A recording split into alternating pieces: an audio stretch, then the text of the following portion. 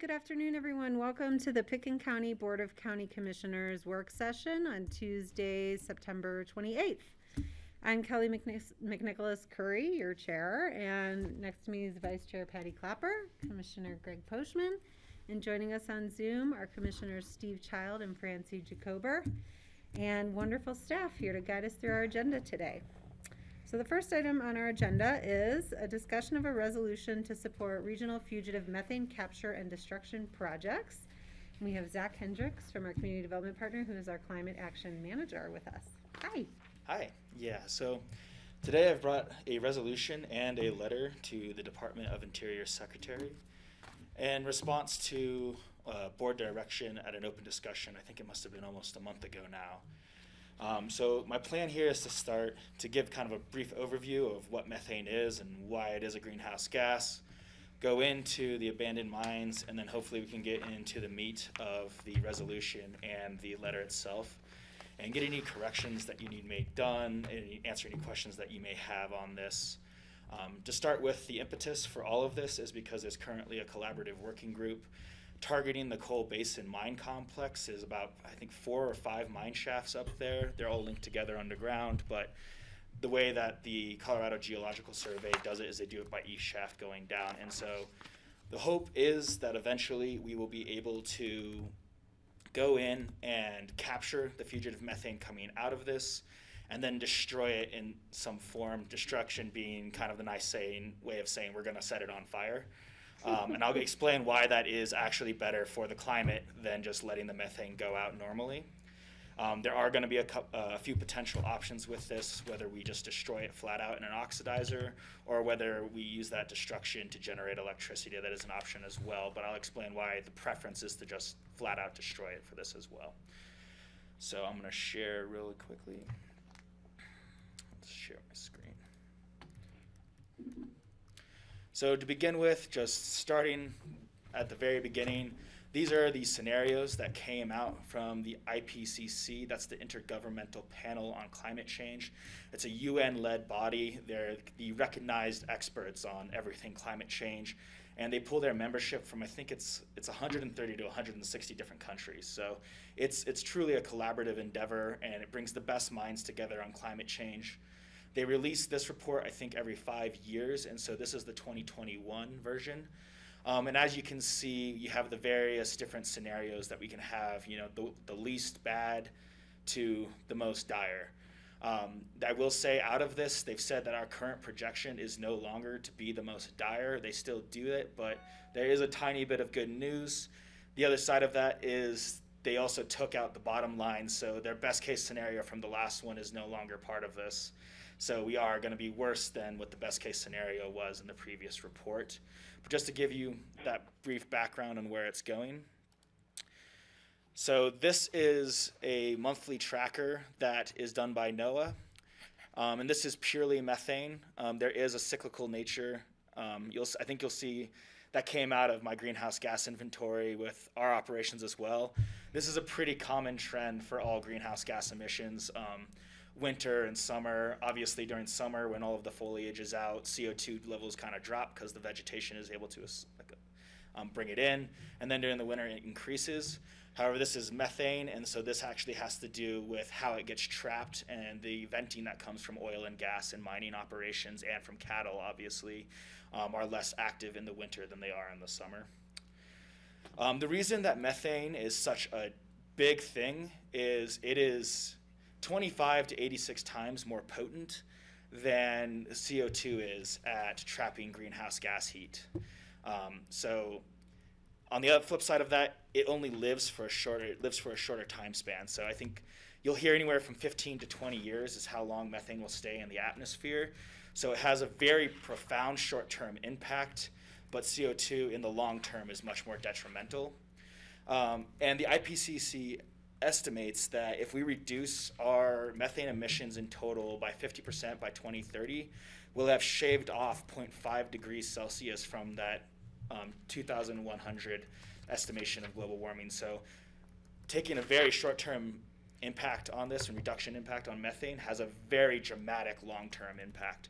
A 0.5 degrees is the difference between a scenario, essentially. So we could drop ourselves an entire scenario by reducing methane emissions. The majority of methane emissions in America comes from oil and gas and mining operations.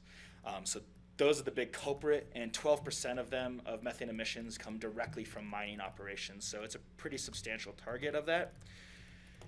In Colorado, we have 1,571 abandoned coal mines. So this is kind of just a rough outline of it.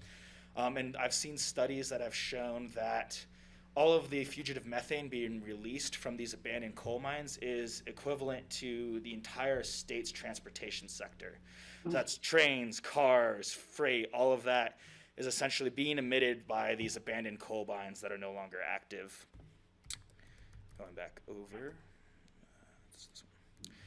And there's also a pretty dire health impact from this as well. So when methane is released, it creates ground level ozone, which is toxic to human beings. So it's a direct air pollutant for humanity as well as a greenhouse gas.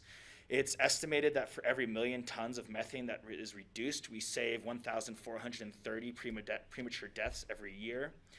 And we reduce 145,000 tons of crop loss as well. Each ton of methane has an economic value of $4,300. So if we reduce 1 ton, we've just generated $4,300 of economic value in healthcare, crops, all of the economic ramifications from the emissions from this. So there's a lot of good in reducing methane beyond just reducing CO2. Now, getting in a little bit into the meat of it, currently there is no regulatory framework at the federal level for the capture and destruction of methane from abandoned coal mines.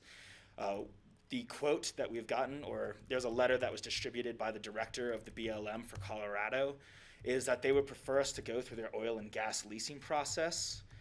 Obviously, this is not an oil and gas project. This is a climate action project, and it has direct benefit for the environment. But they would like us to go through that right now because there is no regulatory framework. The other side of that as well is it's leased out, so anybody that wants to go capture methane there and use it for any purpose can. We'd have to submit diagrams for an oil and gas drilling site, which is not reflective at all of what we'd like to do.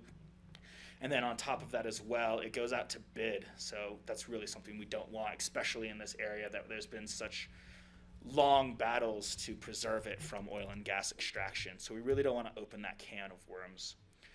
Our preference is to have them redefine it, so create an avenue for us to do it as a capture and destruction process.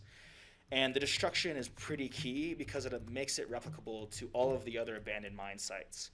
We do have a transmission line going up there. We could generate electricity there, and that would kind of fill us in, not using it as waste, but using it as a resource, which is inside their current regulatory framework. But that's not possible with all 1,500 mines. A lot of electrical utilities are not going to want to lay the transmission lines. It's expensive, and some of these will not be able to generate enough electricity to make it economically viable for it. So our preference is to do the capture and destruction pathway because it has that replicability. And hopefully my GIS works here. Sometimes it gets finicky. So I pulled this layer off of the Colorado Geological Survey. Each dot is an abandoned coal mine in Colorado, so you can see where they all are. And I'll just zoom in to Pickens County here. So you can see that in Pickens County alone, we have a number of mines up in the Spring Gulch area. We have 2 that are down below the Redstone, and then this is the Coal Basin Complex. But again, it's about regional collaboration. We don't want to just focus what's in the county. We'd also like to focus along that entire stretch going along I-70 and towards Glenwood, and then obviously back here in the Gunnison County area. So there is a lot of potential if we can create a replicable pathway for us to really make a significant impact. Again, if we can have methane emissions in the next 10 years, we can take 0.5 degrees Celsius off of global warming. So it's a big thing, and the replicability is essential for this to be able to move forward. The other thing I would like to point out is, so if you can kind of look here, just more the generic clustering of where it all is. And then I'll point out that if you do a map of oil and gas activity, screwed that up, of oil and gas activity, oh, dropped off. So you can see it's clustered in roughly the same place that the abandoned coal mines are. So this also prevents an avenue for a just transition. It allows for us to take these people who have expertise in oil and gas extraction and in mining, and then repurpose their occupations to be a climate-friendly alternative. The operation of these over the course of their life is not a significant employee generation, but the actual construction of it is. So we would be bringing these people with the expertise and knowledge of these mines and of oil and gas extraction, bringing them in, building the infrastructure, building the facilities to do this process, and then going from there. And so the idea would we'd be sending them to all 1,500 ideally, and destroying all of this methane and providing them occupations for an industry that is being destroyed as the economy shifts to a more climate and net zero emissions economy. That is the background information that I have. Before we get into the resolution and the letter, I'm happy to answer any questions that may have come up from that. Patty, Yeah, and then Zach, Steve. great information. Just in when you're talking about capturing and destroying, does capturing kind of inclusive of reusing of? So it wouldn't be capturing, reusing, and destroying it. Capturing just kind of captures the term reusing. Capture is essentially, so we'll step back a little bit. Right now, the emissions are coming out of this no matter what we do. Essentially, as the mountain settles down and the caps weren't really designed on these mines to handle methane. They're designed to stop people from falling in, essentially, or to going into a dangerous area. So it's venting out from those caps, but it's also venting from the mountain as it settles on top of this mine. So the capturing part, we've had it described to us as essentially a giant straw. So we plug up all of these mine shafts with concrete, as many as is economically viable. You're never going to get all of them, but as many as we can. You put a tube in at the bottom and you put a tube in at the top, and then you slowly draw on the one at the top, and the air going in allows you to pull that methane out. And so that would be the capturing part. It's not really high quality methane, so that's one of the reusing things. An oil and gas company wouldn't consider this sellable in normal conditions. So it really is waste. It's not viable natural gas. But if we used it to generate power, we'd be reusing it. Then it would be a resource. The generation of the power is really the exact same process as the destruction. So we're just setting it on fire, and then instead of it just venting like that, we'd be using the heat coming off of it as it vents to heat the water and turn a turbine. Okay, great, thank you. Thank you. Steve. Then Francie. So Zach, you're really preaching to the choir with this crowd here. I hope members of the public are seeing the presentation or will see it, people who aren't aware of the situation. And I think the thing that impressed me is how many abandoned coal mines there are in Colorado. I had no idea it was that many. Also, they're kind of centrally located or along a line where there might be possibilities of somehow, doing one power line going to more than one coal mine if they have to build a power line or something like that. Anyhow, I totally understand about just burning it is better than just letting it go into the atmosphere. If we can harness the heat from burning it and generate electricity with it, we're really getting, twice the bang for our buck, because the electricity we are producing then could offset some other electricity coming from a source that's maybe not so good for the environment, like burning coal or burning natural gas, that they're actually mining natural gas and burning it for generating electricity. Would be better off just burning the waste methane, the fugitive methane, and generating electricity. So I agree with pursuing both of the mechanisms, but in our case, if we could generate electricity with it, that would be the best scenario for me. Yeah, and it is being considered. It is on the table. Our hope, though, is that we can create the regulatory framework. That's one of the purposes of the letter, so that we can target all of these. It doesn't mean because this regulatory framework is made, that's off the table, but that's just the best outcome for everybody involved in the state and the planet. Great. Francie, go ahead. Yeah, Zach, I have a question about your fluctuating chart about when methane is mostly released, and it was related to the seasons. I assume you're talking about winter in the northern hemisphere, because it seems like there's plenty of activity in the southern hemisphere as well, but it must be significantly less for the graph to look like that. Yes, that's predominantly in North America. If you look at the geography of the planet, a lot of the landmass is in the northern hemisphere. So that's also where the majority of human activity is. And it's also true for the mines. The vents freeze over in the winter, you have snow on it. The number one way of getting rid of fugitive methane from mines is actually to flood them.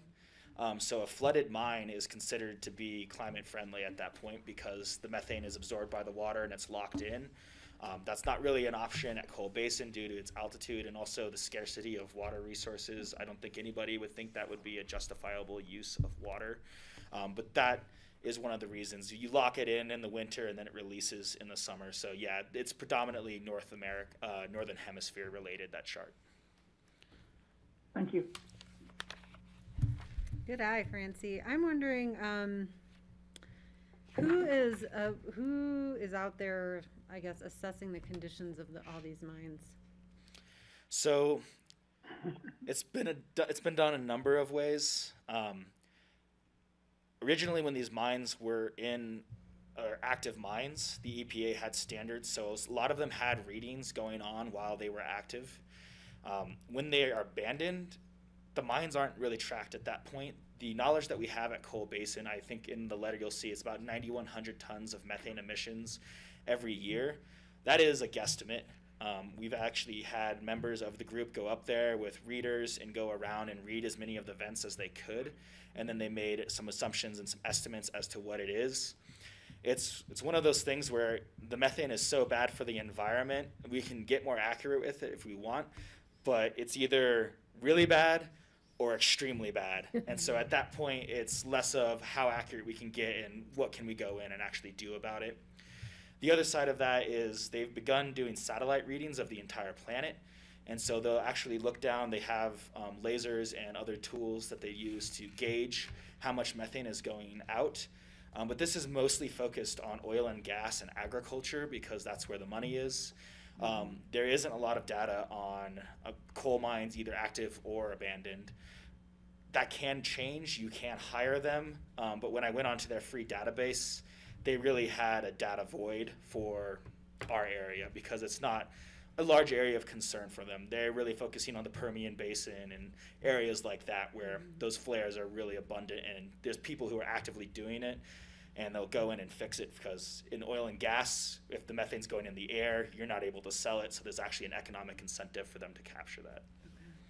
So is there so if this regulatory framework is created, is there, some group or would we be asking the state to take on like these type of projects all over the state, or would, Corps looking at this one, who would be doing all of the others?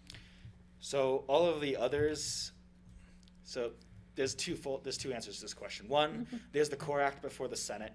If that goes through, it actually makes the Department of the Interior responsible for assessing all of them, putting it out to bid, and if nobody bids on one of the projects, then the Interior has to fund the capture and destruction. I think we all know what the state of the Senate is right now. I don't see that bill getting passed anytime soon. I don't think it's going to hit that 60-vote threshold. So the other side of that would be it's going to happen where people are interested in it. The offset industry is starting to become incredibly lucrative. So you can come in, you can sell those offsets to, say, the airline industry, and that would be a funding, or say a very motivated local government or state government goes in and takes that. That would be where that funding is. I do believe that we've this group has been allotted some federal funds to do this project. I don't know the firm details of that. Greg might know more about that than I do.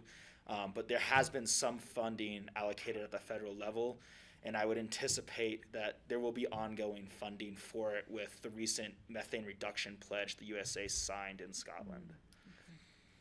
Do you want to answer? Yeah, I know we've applied for grants. There's talk about a $1.2 or $1.4 million grant to start helping us with this, but I don't think it's been assigned to us yet. It's just in the pipeline and our name is on it, but it hasn't gone through yet. So we're still waiting on that. The other thing, let's see, I wanted to point something else out. This is really good, Zach. Thank you. This is really great information. The other thing that the mines also, the first time they went in there to look for the methane, they couldn't find it because they were in the morning, and at certain times of the day the mines exhale, and the other times of the day they inhale, depending on atmospheric pressure based on the local weather of the day. So if you happen to be there when the mines are inhaling, they're sucking air in, you can't read methane. If you go back later when they're exhaling, then you can measure it. And they figured that out, and that's when they really were able to see it. And I think we're going to hear more about that on Thursday when we go in there. So yeah, fingers crossed for the CORE Act. I'm still hopeful. A lot of people are. We're still pushing hard. And also for the grant. And, you know, we're optimistic about it, but it hasn't happened yet. Great, thanks, Greg. And then is there any interaction with the Just Transition Office about, like, is there support, or do we want a marshal support there? I could probably help work on that if that's helpful. I don't know that we have talked to that office yet. I certainly haven't heard anything on that front. For me, and this is kind of going into the resolution and the letter, I would love to see the resolution passed as just a blanket support for these kind of projects, not for one project. As I said, there's so many mines, I don't think that's the best expenditure of our effort. It's pushing to have all of these done, because that's where the biggest bang for the buck is. So that's the resolution, and then the letter is more focused on that specific project, and I would love to see CC4CA leveraged and have all of these communities sending letters and really lobbying to have this regulatory framework. I think that would be an impactful and powerful statement for Colorado to make. Great. On that note, I have talked to Jacob Smith at CC4CA about this, and you know they're aware of it. And when I first spoke to him, he said, "Well, it sounds like it's a local issue, or we don't know if we should be getting into that."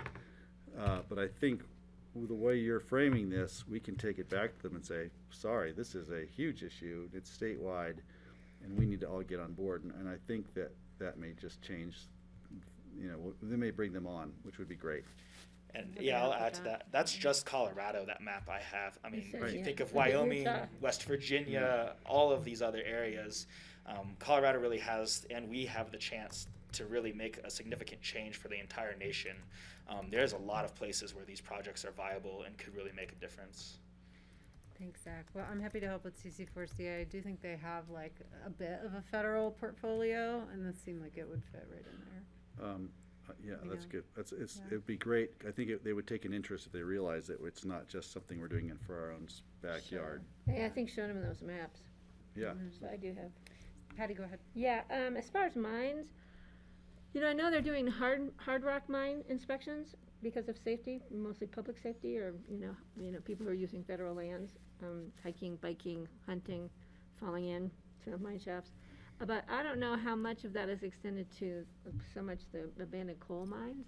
But if I know they're reviewing, they're trying to at least find out how many mine shafts there are still out there that they have not recorded or don't have any history of.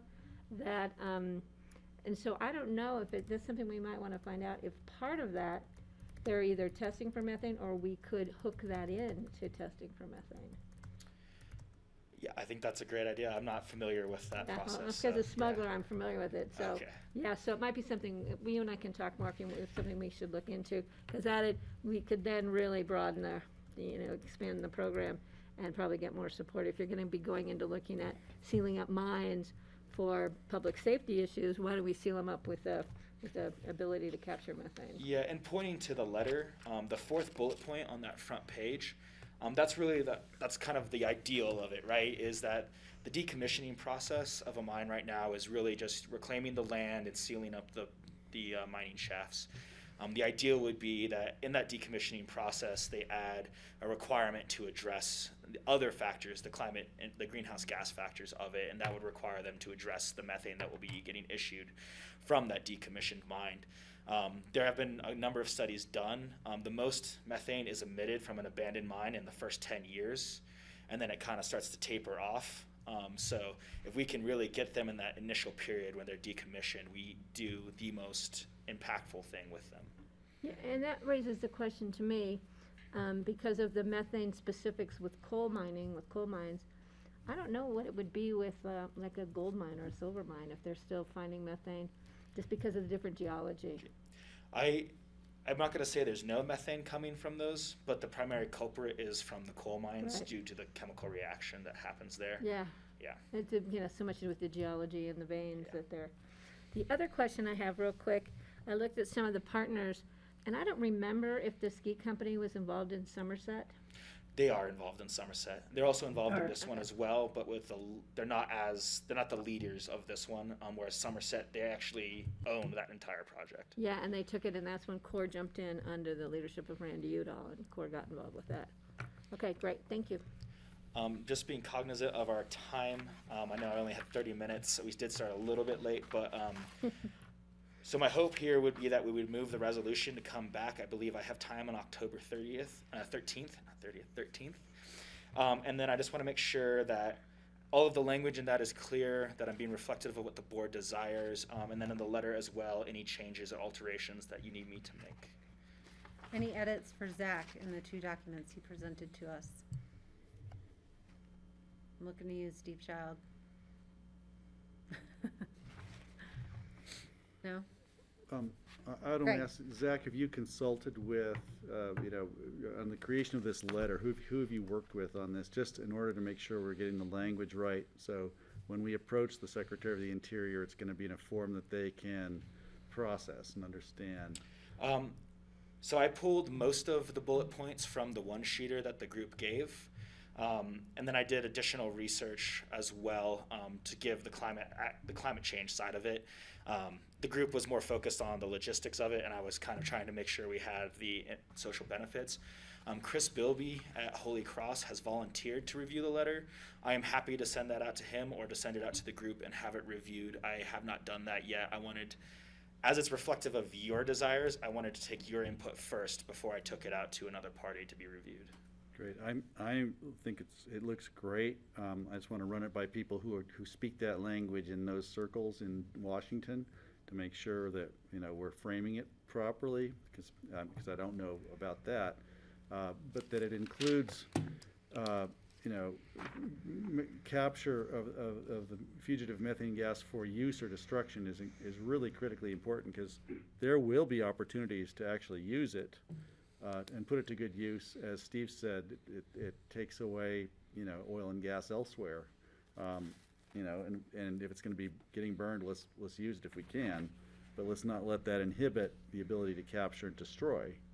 And so I think, to me, it's really important that it includes both, and then both are considered. And then the legal people back in D.C. who deal with all this time will probably have some input on that. So just want to make sure we're teeing it up properly. Would you be willing to send it to John Whitney and just ask I him would to send it, look at yeah, I think we would share it with John Whitney and Senator Bennett's office and some of the others who are focusing on this, because they might be able to lend some insight. But I think you've done an amazing job here, and I'm grateful that you've done this. Thank you. Thank you.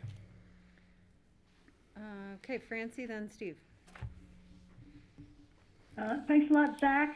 That was really awesome to listen to. You did a nice job.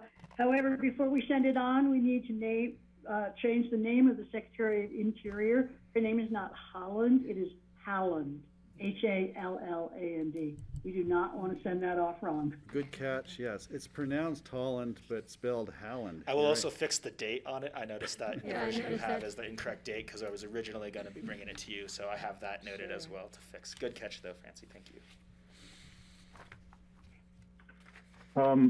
In terms of editing, I would get it totally on 2 pages, or if there's more information, have it longer, but we kind of have Kelly's signature off on its own page. And just for the looks of it, the more readable it looks to the secretary, the more likely we are to get it really paid attention to. Absolutely. That's a good point. And I also think that they're going to be expecting this letter from us. We've kind of teed it up with them, so I think they're looking forward to seeing it, which is great. So it's already on their So- radar.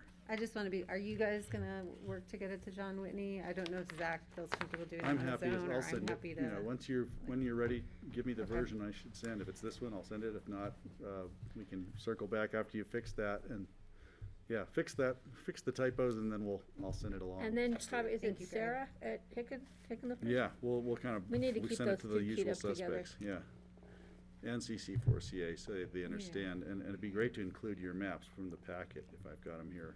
Sure. So they realize this isn't a Picken County issue, right? And that Absolutely. we're trying to go big. I think CC4CA would be enthusiastic, and I think also we can reach out to other foundations and other people who are once they understand the scale of the issue that we're trying to attack here. So this is exciting. All right, other thoughts, any edits on the resolution before Zach brings it back on the 13th? Steve? I remember Auden Schindler one time mentioning abandoned coal mines in Illinois that he thought might be candidates for a fugitive methane capture project. And so this is bigger than just Colorado. And I think without rereading the whole thing, I think emphasizing that this could be applied clear across the whole United States is really an important issue to address. Great, thank you. All right, Zach, thanks a lot. And before we look forward to seeing you close, back. Yes. I want to congratulate Zach for being a member of the Gentlemen of Aspen Ah. and their success on Sunday in the finals. And you played how much of the final game? I played all of it. All right, bravo. Congrats. Way to And he only represent has the one home minor team. injury, and so we're very proud of him for surviving. We don't know what we would do without you. I don't see Have any you lost bruises. any teeth? I mean, you got that mask covering I've it. got a cut underneath the mask. so. I was wondering. Better you than All me. right. Yeah, But good job. seriously. Thank you. Appreciate And that. congrats to the gentlemen as a whole. Yeah, that's great. Yeah, they want it. All right, next item on the agenda. Let's Thanks, see. Zach. Oh, I think Thank you. you know what? We had you slated for 30, but you probably could have taken 45, given our agenda here. But we'll keep moving along. So future agendas, board, any input? What's your name? Patty. I just want to remind the board, we have until Friday, so we're counting down for our 10 names. And then, Rich, do you want us to just, how do you want us to get those to you? I can scan mine upstairs and send it off to you today. Does that work? Yeah, either way, Patty, want to do that or send them an email? Again, just send them all separately to me if you would, please. And then we're going to discuss these names, I believe, on next Tuesday on our agenda. At the end of the day. October 5th. Right, what does he mean? Rich, what do you mean by sending separately? Sorry. In other words, I'm not attaching mine to yours. I don't want you to atta- copy, I don't want you to copy each other, just send them to me individually. And then I have one addition on August, whew, I'm going backwards. October 13th, we didn't, I think Kelly, you pointed this out, we need to, under individual consideration items, second readings, we need to add the airport internship grant money issue. I think Some- it's listed on at least my future Oh, yeah, so I agendas. still have one Thank from you. our, so we just want to make so we're good there. And then, I think that is it. All right, I have a couple of things. Francie, go ahead. Just a quick question. Hey, Patty, if my son comes by, would you give him my notebook of candidates, which I haven't been to Aspen since it was put on my desk? Yeah, it's on your desk, no problem. If he wants to lug it home, I'd be more than, we'll be here till 5 o'clock. I can bring it to Yeah, you okay, great. tomorrow. So, I'm seeing right now if he can swing by. Thank So you. you can bring Otherwise, it- Greg, maybe you could bring it to me on Thursday? yeah, but I'm going to pick it up today though, so maybe either I do it. Yeah, I'll let you know what my son says. Okay. Thank you. Right. we'll revisit before We got you conclusion covered. today. Other future agenda? Rich? Yeah, Kelly, do you want me to go, or did you want to Sorry. finish yours? I do have just a couple items. Yeah, please, why don't you go? Okay, let's see in the notes, the Celebrate the Crystal event on October 9th. I believe, Charlotte had sent out a flyer to the BOCC. Patty, you have confirmed no, but if there's more than 3 planning on attending, we'll need to put that on the agenda. So if you could certainly let, Charlotte know on that one. Again, it's October 9th and it celebrates the Crystal. On the Coal Basin hike, right now, there's only 2 commissioners attending. That's Greg and Francie. That's this Thursday. Yeah, okay, so if others are going, let us know, because we do need to post that. I think So, it's looks like posted Steve, on- are you gonna go? It is on our agendas, our future agendas already. Yeah, I am going on the Coal Basin trip, and it was posted on the agenda, Today. Okay, on today's agenda. And then, Rich, Okay. somebody needs to go and either take minutes or record, because it is a public site visit. good question. Yeah. I'm not sure, how was that handled whenever you guys have done your others? Well, Do you when have we somebody did, just take notes? we did Marin Creek, and Brian had a tape recorder with him. I was hoping Brian would come on this one, but I know he delegated it to Romany, who was with us for that purpose, right? Well, let's just make sure, we So we'll wanna make find sure we out. keep We'll- it legal. I'll check to see if Brian's Yeah. thinking about this. I don't know if he's coming Do or we not. need to do that? Do we need to do that if it's only 2 people? No, Well, it sounds like we have 3 now attending, so. Yeah, but I mean, if one of us didn't go, would we still need to do all that? Would it still be a public meeting? No, it would be posted, but wouldn't be considered a public meeting. Yeah. Who is organizing and running this meeting actually? Is it a Pitkin County Commissioner thing, or is it some other organization that Well, we're tagging along? I'm gonna say it's probably CORE. It's Mona Newton at CORE and Chris Caskey, who's working as part of the working group. But I've been involved with them every step as the county representative. So, but yeah, we could say CORE is guiding it, is supervising it.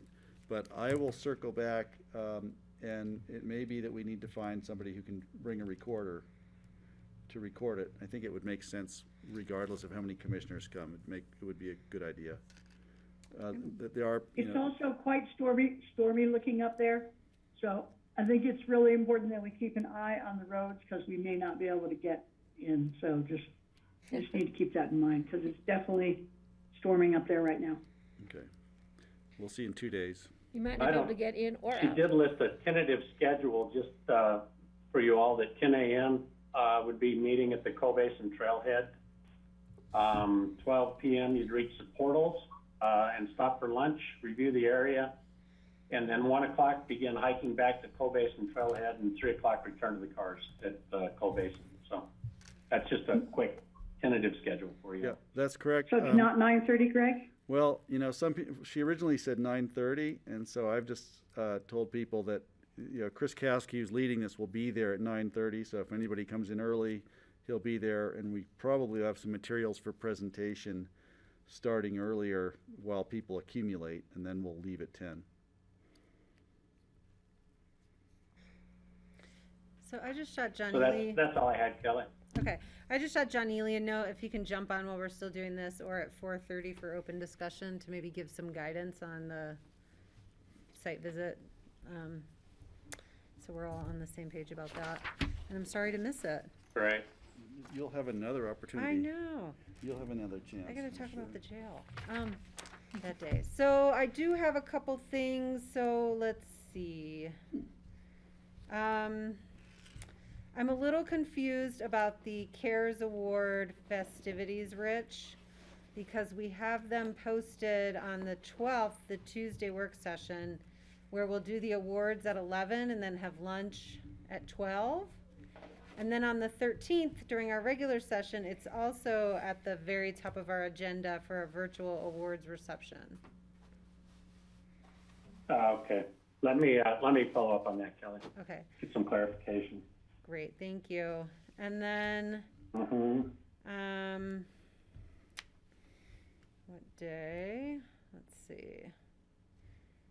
We need to find time for a discussion with ComDev about an update about the East of Aspen master plan and the Richmond Ridge sub-area plan process. Probably a half hour. I have a question. Okay. Can that be done, Is it- can that be done at the same time you're still reviewing Pandora's? Is there too close a connection, or does it matter? You can separate that out? Yeah, we talked about it in exec today, and we can separate them out. Okay. Because it's, I don't, Because the planning's Yeah. happening, it's an update yeah, and input I from just had a us. question, because I can't remember when we were that involved in a caucus area master plan. Mhm. Well, they usually come back through planning and zoning who approves them, and not us, so this is a little more complex, I think. Okay, Kelly, is that as soon as we can, or is it one that has some time? What's your time frame on that? I think the hope was to find time in a work session over the next 4 to 6 weeks. Okay, all right. Does that seem fair, board? Yeah, okay. Let's see, I think that was all I had on future agendas. All right. We are running ahead here. I see, Did Rich have other? he didn't. He did his Good. already, That was it. yeah. Thank you. Okay, we have a 2 o'clock update on the jail renovation. I don't know if Jody is prepared to go early, or we could do open discussion if, I do have one, can I jump? Rich, I do have a question. Did we ever find out anything from Connie Baker about the bazillion hours of budget we have scheduled for that one day? If there was any way to break that up, or, I know she might not be able to do that, but just thought it was worth a try. It's scheduled for October 19th. Yeah, and on October an old 26th. agenda, it That went was- till 6:45, I believe, at night. We have pared that back and have got it within, I think, some better timeframes for you. But again, it's all dependent on how quick our presenters go. It is a full budget day, so you may get out early. Or we may be asleep at our desk and you may have to wake us. No offense to Connie. Oh, come on, Connie's it's always riveting. very Our budget entertaining. presentations will be riveting, Patty. Yeah, numbers are awesome for a few hours. Aren't they? yeah, it's the 26th. Jody, are you able to It is the present? 26th. You ready to go? Even we're a little bit early. Are you okay? I'm personally ready, but my team is not here, which would be Sheriff Joe DeSalvo, Alex Burchetta, and Kim. So I don't know if I guess I would rather wait for my team to be here in case 5 you minutes, guys want to ask them I could questions. use it. Okay, we have a request for a break from a board member, so, you know, we don't usually take breaks this early, but let's have a break until 2 for when Jody's team assembles. Okay, thank you. Thanks, Grassroot, Finish 15-minute this break, up and please. send it to. And I think I left my stuff in the car.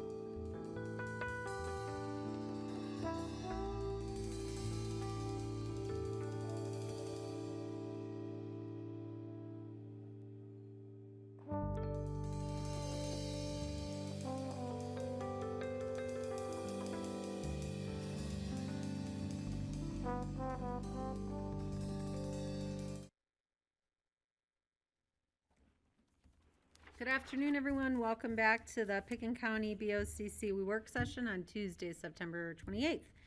We are going to talk about an update to our jail renovation project. Excuse me, I'm going to turn it over to Jody Smith, our facilities director. Hi, Jody. Hi, thank you, board, for having us for an update today. I am Jody. I'm the facilities director. I have Sheriff Joe DeSalvo with me today. Alex Burchetta, who is the undersheriff. I'm not sure if he's on yet, but he will be joining us.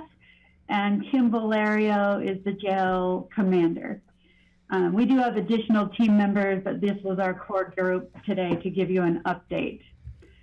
The purpose of this work session today is to give you a small presentation of what has happened since we met with the board in July, and then talk to you about our changes. What happened since our July meeting, where the board approved an additional $300,000 to the $1 million budget, was that we went out to bid. We changed the plans. We went out to bid. And we were super surprised when all of the subcontracting bids came in extremely high, way higher than any of us could have imagined. And we did a little research to find out what those various reasons were, just so that we knew, had an understanding. But some of the feedback that we got was that it was a small job in downtown Aspen, with little or no parking or access. There were a lot of operational constraints of working in the jail for the small project, supply chain concerns, the phasing of the project. So a contractor would come in to do drywall and then have to leave for a couple of days for an inspection and then come back again a week or two later. It's just really, it was a burden. So the job came in pretty high. So what I would like to do is take this opportunity to run you through the changes. And, I think the good news is that our budget isn't changed with this new revised option 2 is what we're calling it, that we're still within the $1.3 million. And we are also, we have not compromised the need for work release in this short-term fix, and we are still meeting our safety requirements. So with that, does anybody have any questions before I get started? Okay. Go ahead, Jody. I don't see any. So again, we met with the board in March. We had our goals. We met with you in July. We presented option 1, which was a much bigger deal. We came back to the drawing board. We presented the board with the safety only improvements. You can see the differences there. You've all seen these before. And we selected option 2, safety improvements only. When we were estimating this, it did come in at the 1.3, and this is still option 2. Once we went out to construction, it was $350,000 over budget, so we would have had to come to the board for another $350,000, which we felt like just wasn't the best bang for our buck. If we could modify the plans and figure out a way to make this work within our budget. So we went back to the drawing board, and this drawing here is, you can see option 2 on the left-hand side is the original scope, and it had 2,500 square feet affected. There were 3 holding cells, 2 housing cells, work release, a booking room, and a medical. The only changes is that we've reduced our scope in our revised or reduced scope for option B, or option 2, is that it's 500 less square feet. We still have 3 holding cells. We're consolidating our scope in work release, and I'm going to zoom in here in a second. We're relocating the work release over here, and again, I'll zoom in here in a second. And we still have booking changes and our medical. So it's really a 500 square foot change in area, and moving the work release is our biggest deal. So is that big enough for everybody to see? Yeah. I think so, yeah. Okay. So our original scope was to leave over here on the left-hand side, you can see the blue cells that had work release. We were adding an ADA cell and an ADA bathroom and upgrading those cells. When we re-looked at it, we said, if we can still have work release, can we just shift it over here where we're already doing work, which was in this 2 housing cell area. I don't know if you can see my mouse or not. But if we moved it over here and added work release into these empty cells, why couldn't we do that? So we revised our option 2. You still have the master, the booking area is going to still be set back and improved for security. We are still going to have an ADA holding dress out area. And that will also be, so it will be a holding area and or a dress out room, and the jailers will decide how that works. We still have our 2 holding area cells across from the booking area. And then we have a day room with 2 cells. So that could be, again, holding or just our long-term people. And then we have 3 cells that are work release. So we'd have a day room for work release and 3 cells over here. And again, depending on population and if we have long-term, it could be, you know, the jail operations will have to figure out how and what works best for work release and all of that. But we definitely have 5 cells and 2 day rooms here that would function very well. It still meets all the safety needs, the upgrades.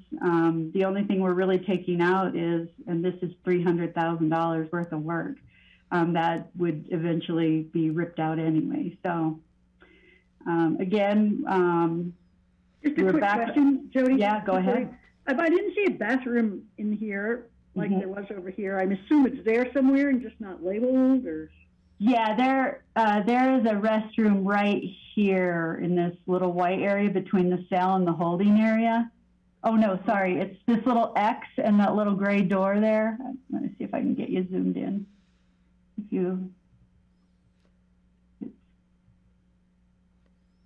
How do I zoom? That's just one bathroom for staff and the people who are incarcerated? Yeah, it's one restroom for this area. There are toilets inside the cells. Oh, yeah, that's right. Yeah, so there's a toilet inside the ADA cell here, and there's toilets in both of these cells. So they're stainless steel detention grade toilets. Yeah, okay.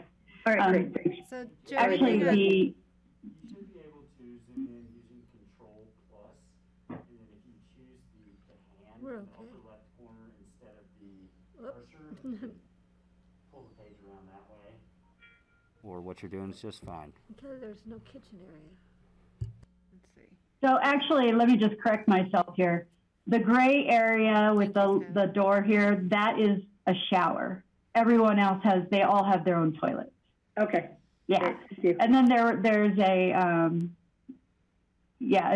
then the medical room and intoxicalizer room will also still be addressed in this scenario. What other questions do you have?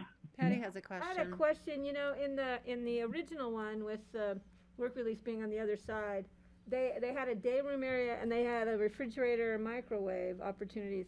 Will they not have that now to be able to fix their meals when they get back from work or in the morning before they go to work? That's definitely an operational opportunity to look at as the jail sets that up. I don't know if Alex or Kim are on the phone or on the virtual call to talk about that. Yeah, Alex is. Jody, I could answer that. Okay, Joe. Although Jody's right. It's an operational thing. The room is there. In the old work release, there was a small microwave and I think maybe a coffee machine or something. Mm-hmm. I don't see why that can't get put back in. Okay. I think that's just something that would not be on this kind of schematic. There's no furniture in this schematic at all. And then the other thing too is access. The other one was easy access because it was on the front side of the jail, but I'm sure you'll figure all that as it moves forward is how you're going to get the work release folks in and out safely and keep staff safe. Mm-hmm. So, okay. Thanks, Jody. Thanks, Joey. They're probably going to come in the same way they used to. They'll just walk right into the booking room instead of going right into the gray box, which is work release. And I know you can't see my cursor, but the gray box, which is the old work release, they'll walk into the door where Jody's cursor is now, make that left, and they'll be inside just like they were. Okay. They'll just be making a left instead of a right, all right, to get to their rooms. Thanks, Joey. This will definitely make the work release people more interactive with the booking desk as they come in and out, because they'll have to be searched because they are crossing over into other areas. So again, operationally, they'll have to figure that out. But this is the best opportunity for us to get this short-term fix done. Great. Thank you, Steve. With this revised plan, it appears to me that people on work release could potentially be mixed in with someone who's being held for 24 hours, who's maybe intoxicated or having really the crisis of their whole time getting arrested and put in the jail. Do you have a mechanism for keeping them separated from someone who's unruly, or you don't want to have them mixing with the work release people? Yeah, this is a cinder block wall right here with glass and a door there, so they will be separated. And again, operationally, I think we talked about putting a film on that glass so they can't see each other, because we'd want that if there were women in one side or the other as well. In case work release could handle both women and men at the same time, they would be able to stay separated. I keep pointing to operational, but definitely that will all have to work out when we get there. But there is a nice separator here that will keep people separated. If somebody's having a noisy night crisis, that probably won't be pleasant for anyone in that cell block. Well, I could weigh in on that. If somebody is in that kind of distress, Steve, they would probably be in one of those two cells that you see labeled as hold. Mm-hmm. But, as I always am, jail sometimes can be unpleasant with noises and screaming at each other and yelling, and I don't know how to prevent that in that kind of environment.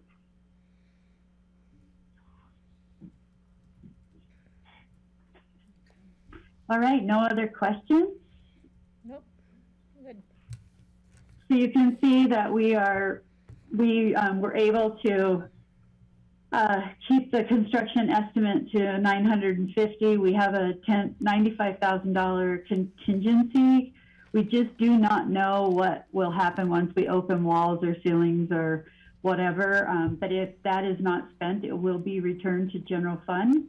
And then we have the $255,000, which are all of my soft costs, design, testing, asbestos, all of that stuff that has to happen for a project permitting. So we remain within our $1.3 million, and we're happy to answer any other questions you may have.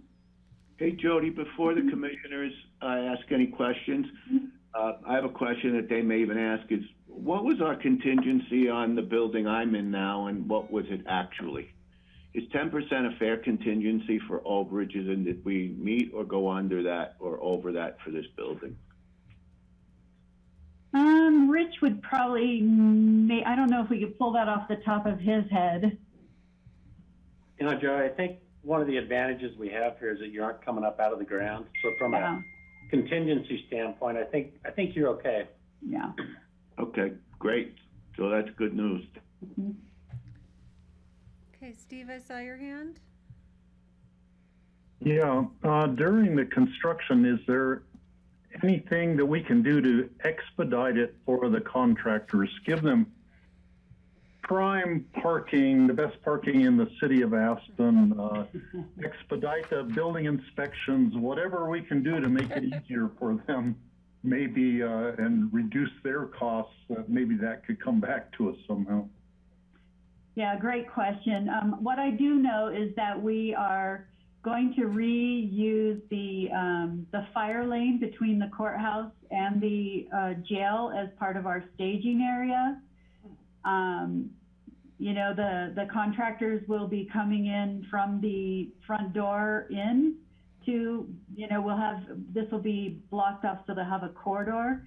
Just know that during the phasing period of this, the jailers will be in this Sally Port processing detainees. That's our goal, is to get them out of the way and try to move this as quickly as possible to streamline it, give them their access. The building department, our permit is, you know, in processing. Even with this change, it was nice that we were able to remain in the queue and didn't get set back. So I think the city's doing what they can on this really high priority project.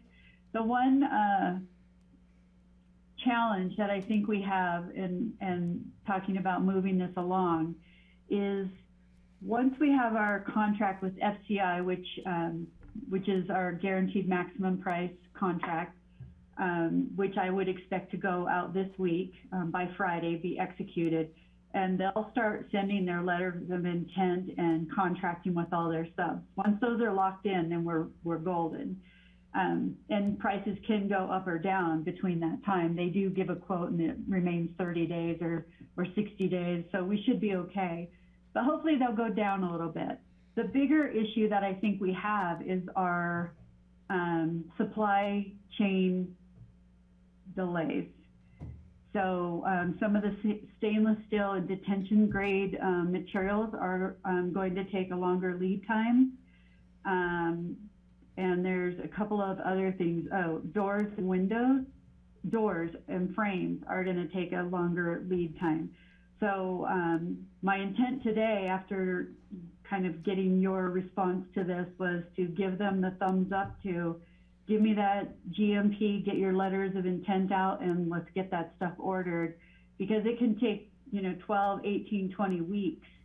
And so the question that I left with the sheriff's office this week was, do you guys want to start the project when we get the permit next month, or do we get all of the materials here, or at least get them all, they're all shipped before we start the project?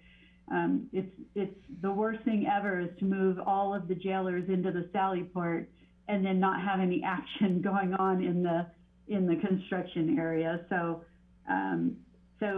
it could be that we start in December. It could be we start in February. It's a really tough place to be in, knowing that our supply and materials are slow still from the pandemic and other events. Steve? And Jody, I have one more question. Where do you keep your pet elephant in your room? He's a cute one, isn't he? Jody, I do have a question. You know, looking at this, I'm like, gosh, how many ways can you skin a cat? You know, you guys have really had to sort this out. So, I guess I'm wondering, when I look at the old scope, to me, I envision being able to accommodate, you know, work release and, permanent detainees, whereas in this other scope, the second scope here, revised scope 2, we'll have to sort of balance that. So what does that look like? This is probably for Joe. Are we prioritizing work release for these cells, and then everyone else will just continue to be detained in Garfield until we can move them back up here, or what? I think option 2 is what we're probably looking at. And I don't know if that was Kelly or Patty speaking. It was Kelly. It was Kelly. Yeah, I don't see, even after this is complete, Kelly, I don't see this as being more than a 48-hour facility. Mm-hmm. So I don't think things are going to change much after what you're looking at, option 2, is complete. Okay. Yeah, and I would just say, in speaking with Kim over when we were doing this, is that she just really is not expecting any bringing very many, if any at all, long-term detainees here.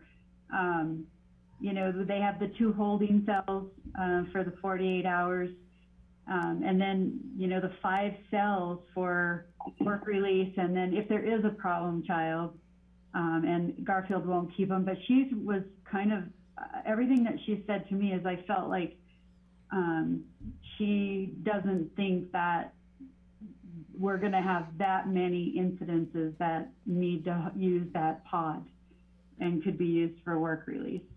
Okay. Thanks. That's really helpful. Francie? Mm-hmm. Yes, I just wanted to say, Jody, you've proven once again that you are a wizard. Great job. This is amazing the way you've done this. It's just really incredible to stay within the same budget and make it happen like this. Nice job. Thank you, Francie. It takes a village to do this stuff. We've got a great team. Mm-hmm. All right, any other questions for our jail safety upgrade team? All right, Jody. Okay. Thank you so much. Thank you very much. Thanks, Joe and Jody. Alex, Thanks, nice Joey. to see you Thanks, Alex. again. Thanks, Jody. Thanks, everybody. Have a great day. You too. All right, we are just running ahead of everything. You are doing today. such a good job whipping through this agenda. I'm tired. I'm ready to go. Just cracking that whip. It's an early start for me today. So do we have our solid waste team ready to go a few minutes early? Looks like it. All right, cheers. We do, Kelly. Okay, so we are going to discuss the Motherlode Mercantile Program. Rich, do you want to introduce it? I can. Thank you, Kelly. And Kathy and Brian, thank you for jumping on a little early here. Kelly, we wanted to bring to you the Motherlode Mercantile. It's been a while since the board has seen this. In fact, Francie, I'm not sure you have. But it is going to be part of a budget presentation coming along. But John Peacock had mentioned, hey, why don't we get in front of the board ahead of time, spend a little bit of time on this, because it does come with some full-time employment requests along with it. But it's a major expenditure this next year. I think $1.5 million is what they're projecting on this. So we thought it'd be good just to maybe spend a little extra time with you ahead of the budget process so you guys could ask questions and give us a little feedback. So with that, I'm going to turn it over to Brian Pettit, our Public Works Director, and Kathy Hall, which is our solid waste manager, and go from there. All right, also, Michael Quartz, our construction C&D diversion specialist, is as well. Great. Great. So since we've done introductions, I do want to introduce the subject, which is, if people remember, in Francie, you won't remember because you weren't there, in 2017, landfill staff brought a site reservation plan to the Board of County Commissioners, where we really looked at the entire landfill site to decide where best to place our facilities and plan for the future. This is the last step in that effort. We built our operations and maintenance facility. We're going to remodel our old crew room, and with the construction of the Motherlode Mercantile, as we call it, and Household Hazardous Waste Center, we'll be able to expand our recycling area as well. So The board looked at this in 2017 as a planning effort, and we have been moving forward ever since. Michael, go to the next slide, please. As an introduction to the building, I happened to be around when this building was recycled from Pitkin Iron. It was built in the 60s, early 60s, and a guy named Jim Duke saw the building that they were going to tear down, and he brought it to the landfill, and we remodeled it. It has outlived its lifetime. It is a highly inefficient building, and it's not effective for the type of services that we're trying to build the landfill. Originally, it was a materials recovery facility, and we had a large baler apparatus in it that we would use to bale recyclables like cardboard or aluminum. That baler was sold, and now the building is just an empty shell that is very difficult to heat in the wintertime. Michael Port will take the presentation from here and walk through the next series of slides. Thanks, Brian. Yeah, so in the footprint of this building, we're going to planning to construct a new 6,000 square foot facility. And that's going to be comprised of the Motherlode Mercantile, which is a material reuse center. And then we're also going to bring our household hazardous waste facility from a temporary tent structure into a permanent building. So it's going to be about 2/3 of the building for the mercantile and 1/3 for the hazardous waste facility. So talking about the mercantile specifically, this is an expansion of our popular drop and swap program. So if you've been up here, you've seen that we have this outdoor space, which is a place where people can leave items for free and then come pick them up for free as well. There's limitations to that with it being outside and exposed. It really limits the type of materials that we can take in, and we wanted to do some improvements to that. And then also bringing the hazardous waste facility indoors is just going to help us with our operations of the hazardous waste program. So just on the left-hand side here, you can see some of the items that show up in our drop and swap. We got a lot of furniture, a lot of skis, you know, building materials, all types of stuff that could be reused and is in good condition, a lot of it. And so we wanted to enhance our ability to keep those materials out of the landfill. So a few years ago, before my time, but we went on a field visit to Boulder, where they have their Resource Central and their Center for Hard to Recycle Materials called the CHARM. And this is really what we want to model after. It's essentially a place where the community can go and bring any type of material that is reusable or hard to recycle, and there's a productive use for it. So that's kind of our model and who we want to emulate here on the western slope in the mountains. So for the operations of the Motherlode Mercantile, we want to accept all kinds of reusable materials from furniture, lighting and plumbing fixtures, sporting goods, cabinets, windows, doors, lumber, decorative items, and so on. And we want this to be supportive of our construction and demolition debris ordinance that we passed last year, with a greater supply or stream of like deconstructed building materials. They need a home and a place where they can get put back into the community. So that's really a big objective of ours. This is going to operate like a retail entity with inventory control using a POS system, material screening, a website. We want this to be a place where the community can come and find reusable materials that they can bring to their homes. We also have budgeted for education and outreach through marketing. We want to do educational programming, like how to make a DIY, for example, like a DIY garden box out of pallets, things like that, and also a newsletter just to have increased visibility in the community. And as was mentioned during the introduction, this is going to require, or hopefully we can get some staffing And we're thinking that we'll need 1 retail supervisor and 2 retail sales associates. And I will hand it over to Kathy to go more into detail on that. Okay, and one other thing to add on to Michael, we forgot to put in there, people, and we've spoken with John Ely, the attorney, will be able to offer a tax credit. So similar to like when you take materials to Goodwill and all that, you get a tax form that will be able to claim a tax deduction. So that's good news. So anyhow, so as Michael mentioned, we have an STE request, 3 actually, to staff that facility, the Motherlode Mercantile. So one request is the Motherlode Mercantile Supervisor. So this is essentially a retail facility, which needs, it needs to be staffed.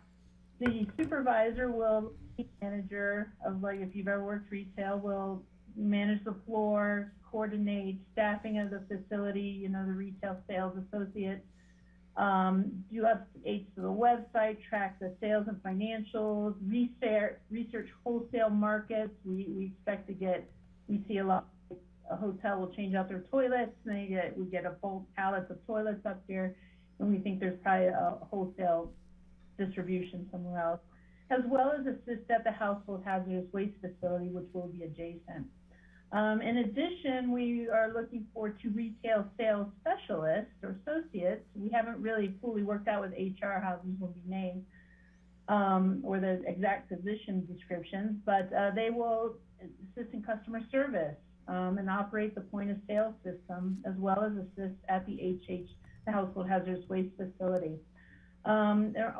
We're looking to rotate them with the current 2 gatekeeper positions. So in total, we would have 4 rotating positions from the scale house over to the mercantile. And a little more detail on the household hazardous waste facility. So again, if you've been up here, you've noticed a tan colored tent. We purchased that in 2014. It was temporary ambulance storage. And then we've been working out of the temporary structure since 2014. It's not ideal. So the weather, it's not heated. There aren't the environmental safety controls we need in there. It's just not adequate size. It's just a hard space to work out of. So our plan all along was to eventually move it into a permanent space, which this building will accomplish. It will take up 2,000 square feet of the new building once that's built. It'll have state-of-the-art collection, processing. We'll have fire suppression, spill containment, and ventilation controls, which are extremely important, especially when working with hazardous chemicals. And then improved operational efficiency and increased safety for the staff, which is most important. And we'll also be setting up a point of sale system in that facility as well to get people off of the scale house scale. And if you just have paints or chemicals, you can directly go over to the HHW facility and do your transaction there.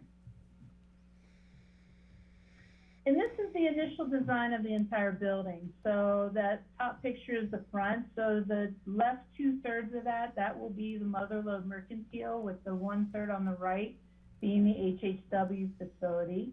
And the bottom shows the diagram of kind of the side look of it from the HHW side. And I do want to mention, Michael, if you can go back, the sloped part of the roof is toward the south. And so that is done that way so that we can place solar on that effectively. And that will also be part of this plan to not only place solar on this building, but also the new ops building. And we'll gain some economies of scale by doing them both together. So our schedule, we're a little behind. We did budget money this year to start construction. However, with COVID and everything happening, material prices went sky high, contractors, it just slowed down a bit. And we slowed it down a little bit on purpose to see if pricing for steel and lumber and all that would come down, which we're seeing kind of that trend happening. So we are in the design process right now and preparing the permit application. We should get that in probably in a couple months, late fall this year. We're hoping ComDev will allow us to demo the existing Merck building this winter as they continue to finalize the permit. And since that building is a steel structure, it will be recycled, and we will follow our C&D ordinance rules just like any other unincorporated Pickens County resident or business. Hoping to start construction in spring 2022 with maybe a move in summer, mid-summer 2022. I might be a little optimistic, but that's kind of our plan right now.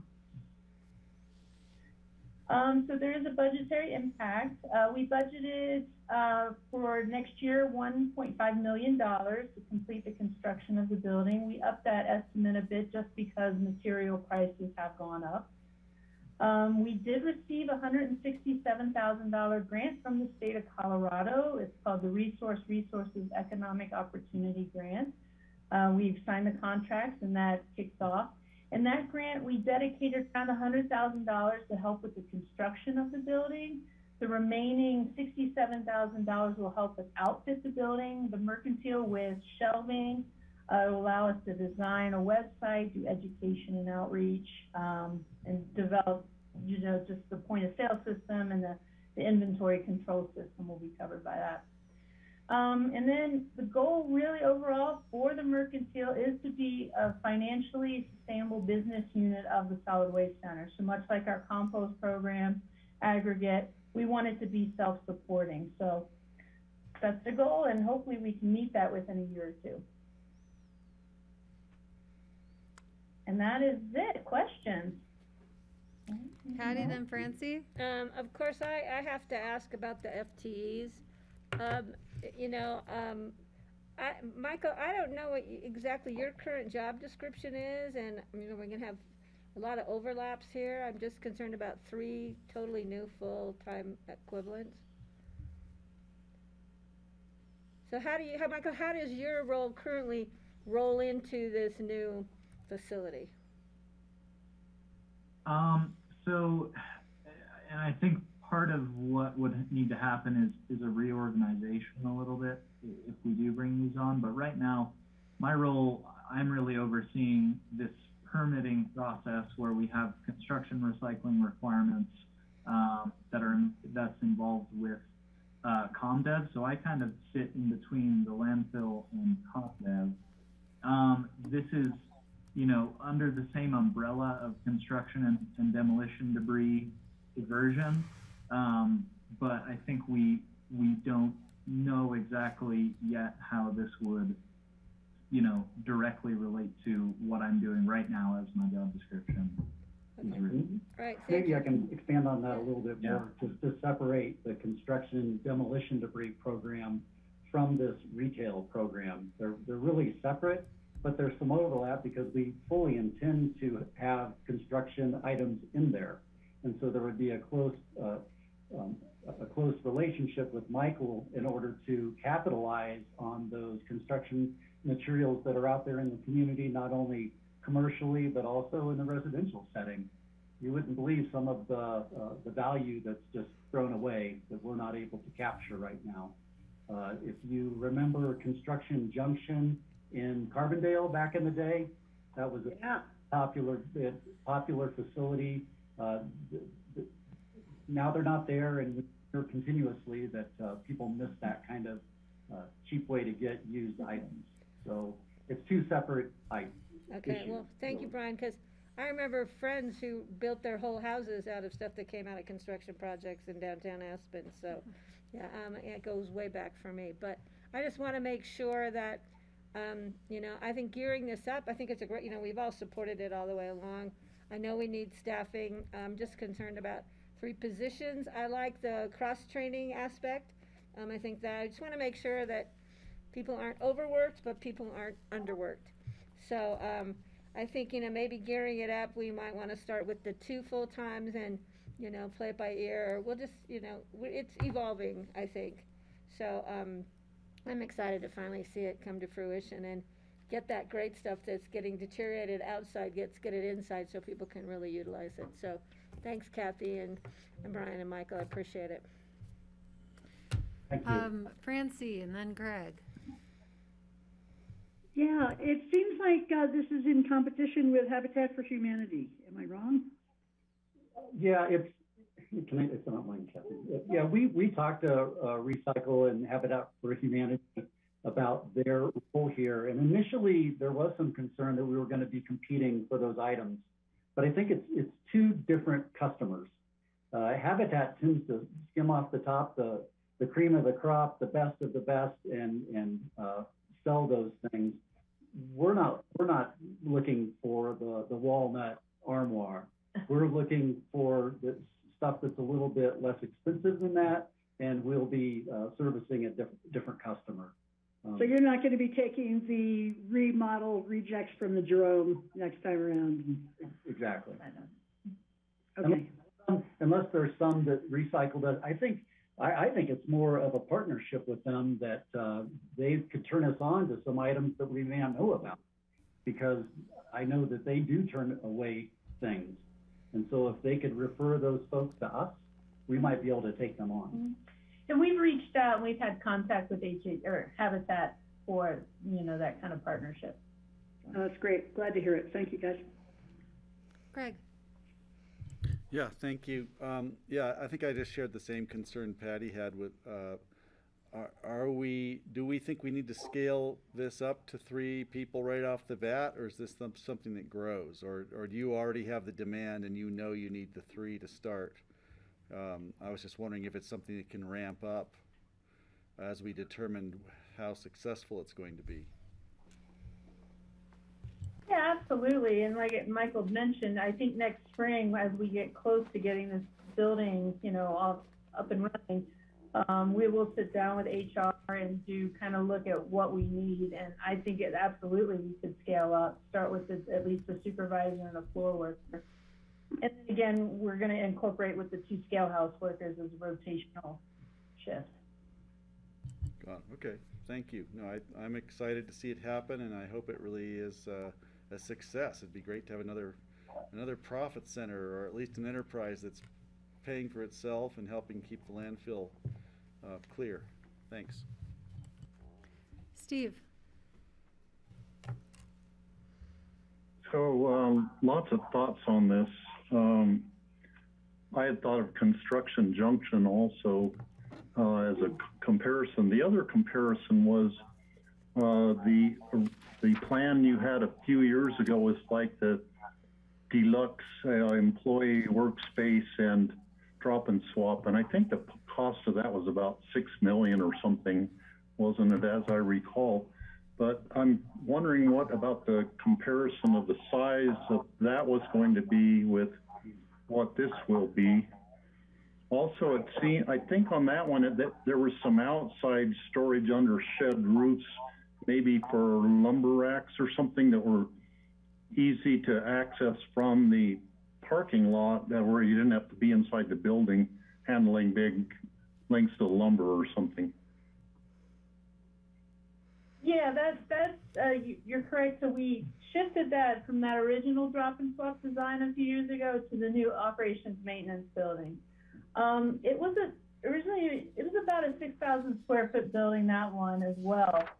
The cost really is in foundations, and we were because that area would have sat on trash, we were gonna have to drill piers. That added huge amounts to the cost. So by shifting it up to where the MRF building, what we call the old building now, we keep that same foundation footprint, a little repair to the foundation, but that took down a huge amount of the cost. And then we are working with the designer, the architect, and developing, we're in that process now, kind of hammering out the details. Where will we store lumber? The transfer recycle pile has to shift. So we're working through all that in parking spaces. So yeah, there will be an outdoor component for that big lumber and stuff that doesn't necessarily have to be inside. Okay, and then to follow up on that, will there still be a free drop and swap thing for things that don't even make the grade to be inside on this, that you don't want to deal with it, that people can pick it up for free just when they're bringing other stuff in? Are you going to have that component still? It quite possibly. So like, again, we're looking at Resource down in Boulder. We're gonna model our program after. So they do very strict inventory control, and after stuff sits on the floor, it gets marked down, it gets on sale, and then it could very well possibly we move stuff to a free area that just didn't sell or isn't, you know, we just have to clear off the site, try and save it from the trash. Okay, and one reason I asked that, when I was in Fairbanks, I was astonished to see at one of the 3 transfer stations in Fairbanks, where they collect all the landfill stuff and then it's hauled for, I don't know, a really long distance, maybe 40 or 50 miles away from Fairbanks is where there's a joint landfill with other communities. But at the drop and swap that my daughter drives by every day on the way to work, people pull in there off the main road, and it's just like a quarter block. They can be in the transfer station, and they have a shed, an open shed with a concrete floor. And there is so much stuff that people leave there. You go by the next day, everything that was there the day before is gone. Somebody took it. It's just incredible the amount of stuff that they're keeping out of their landfill because it's just free. And somebody in Fairbanks can make use of anything that somebody else can't use. There's always someone else who can use it. It was really amazing to see how efficient their system was there. And it keeps a huge amount of stuff out of their landfill, and they don't have to transport it all those miles to get it to the landfill either. And it was all free. They didn't have anybody supervising that. And we see it as a perpetual yard sale. Yeah. It's like Telluride Free Box, only huge. So I have a couple questions. So, will we see these FTE requests in the context of the budget? Yeah, okay. Yeah. And then how does the tax deduction opportunity work in concert with the construction and demo reporting requirement?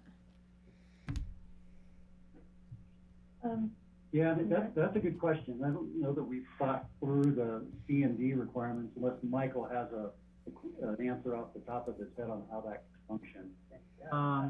Yeah, I mean, so just in general, people, contractors have an incentive to divert material from their project. So if they're doing, they're deconstructing a building, the more that they can achieve to separate out from the landfill, the lower their deposit amount is when they have to put down a deposit with the building department. So I think the donation really is just an additional benefit or additional incentive that the contractor would have to, keep this material out of the landfill, because they save on that deposit amount, and then they, the owner can get that taxable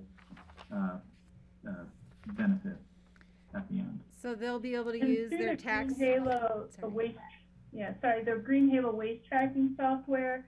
They don't necessarily have to bring recyclables or divertibles to us, but there is, if you donate something to the Motherlode Mercantile, they can manually input that into the Green Halo for their tracking. Okay.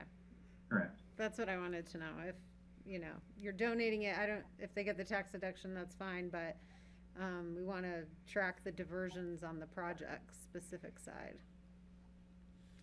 Yeah. So they would still be responsible for tracking that, anything that is, donated or salvaged.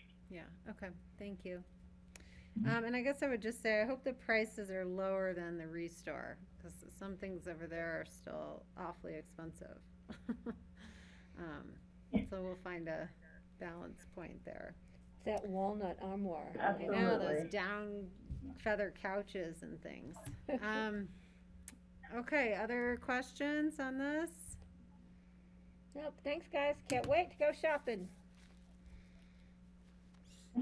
I do have to say, when I first saw the name, I was thinking more Pitkin County Dry Goods. Yeah. You know, Kelly and I are like, are we opening a new store? And we are technically opening a new store. I have a bright orange writing desk that I'd be happy to offer as your first contribution. We'll take it. Okay. All right, thanks guys, nice to see you. We'll see you soon when we talk about budget in the coming months. Actually, Thank I you. may take that and go Thank for you my very much. brother's chair. All right, we're running ahead. So John, you have a guest with you at 3:15. Would you like to do the COVID update? Is that, I'm blowing by our break, everyone, since That's we okay, I'm had good, a let's break. go. Before it starts pouring rain up here, it's coming. Everybody should note there is a flood watch warning. I don't know what's happening with the canyon, is Oh, I anybody saw they're closing it tonight there? for In the canyon, repairs. they're closing the canyon? Tonight for planned Really? repairs. So they already had that plan for construction? I deleted it. Let me look it back up. Those Before we updates, start, just one quick thing. When Rio comes in to pick up my packet, where should he go? Just, do you want to put it at the front desk, somebody? Charlotte will have it upstairs, there's somebody up there. Third I floor. don't know if he has a mask, but, all right. There's masks at the front door.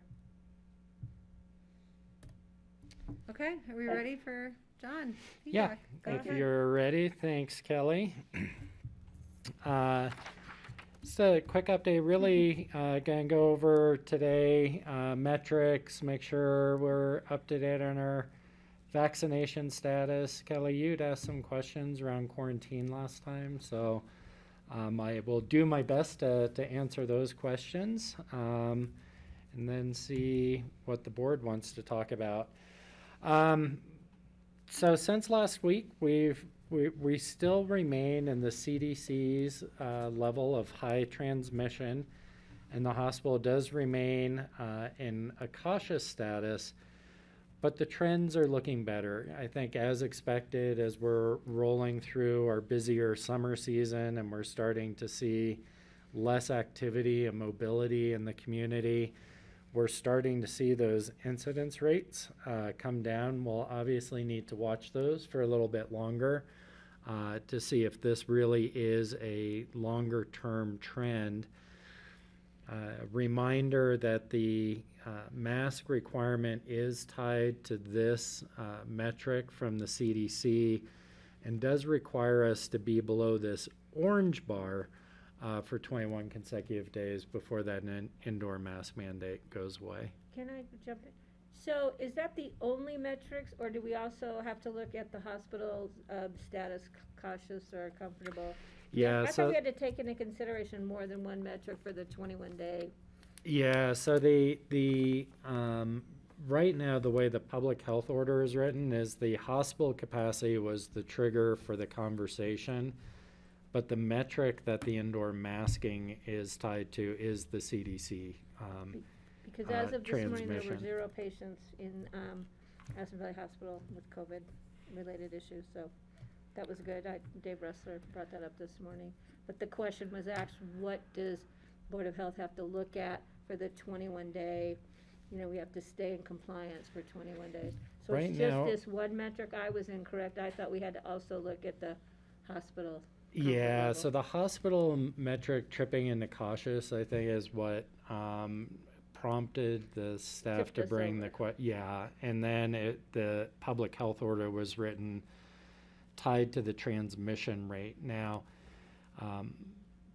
for the future, and I think for the upcoming October meeting, you know, the health staff will be bringing back thinking forward to winter planning and what triggers might cause actual capacity restrictions or those sorts of things would be tied to hospital metrics. And so that's going to be a conversation that I think we're hoping to have with some time for the community to understand and weigh in, and for us to have a process and set of metrics, hopefully for some predictability going into the winter. And so that's going to be kind of October, November discussions So with the right Board of now, we Health. have to drop 63.3 You have to be under that orange. You have to be in It's that peach. actually under the orange, so I think that's at 50, Patty, yeah. So when we get there, when we get into that peach color, we start our 21-day countdown. The yellow color, actually. The peach color is still, so I don't know if you can see my Oh, there's your cursor 100. there. Okay, so Yeah, we need to so be. there's, am I getting that right? Red, peach, and yellow? I may be labeling those incorrectly, but So the peach is 100, or the top line of the peach is 100? the top line of the peach is 100, and I believe the top line of the yellow is 50. I thought we just had to be under 100 for 21 days. It is down to moderate, which is the yellow. Moderate transmission. I thought CDC guideline was the 100 mark. That's high. Yeah. And then I can read what this says here. Substantial.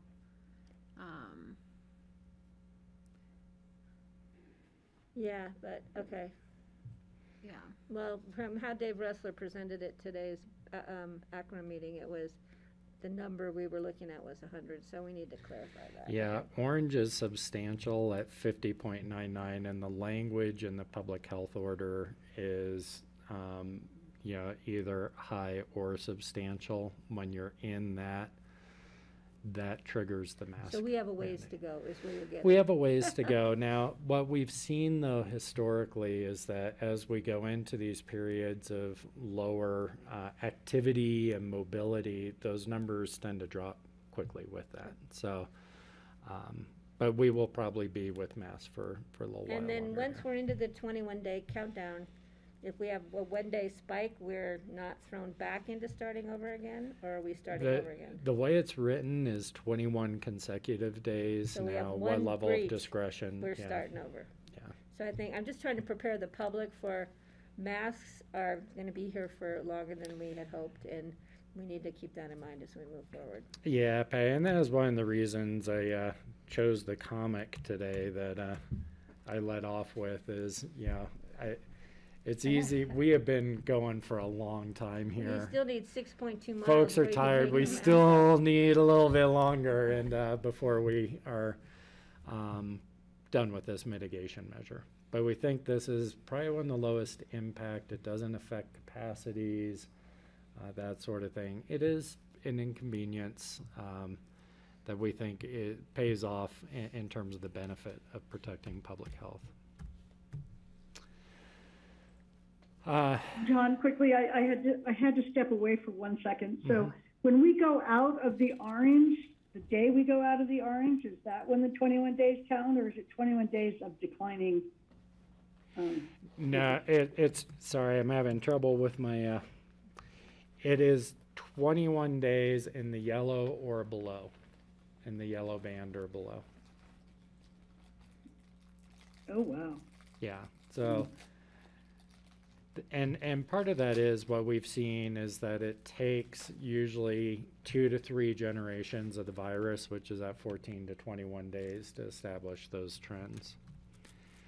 But to the point that we were making earlier, you can see that when we've had peaks, we have generally come off of them fairly quickly. So we're hoping that this much lower peak will see a similar trend and it will come down quickly. Our 7-day positivity rate on testing is sitting at 6.6% right now. We have a total of 2,844 cases since the beginning of the pandemic. We are starting to see that downward trend. Again, what we're worried about is what happens in the winter. And then, Francie, I'm just going to keep including this graph so you can see the age dispersion and census comparison.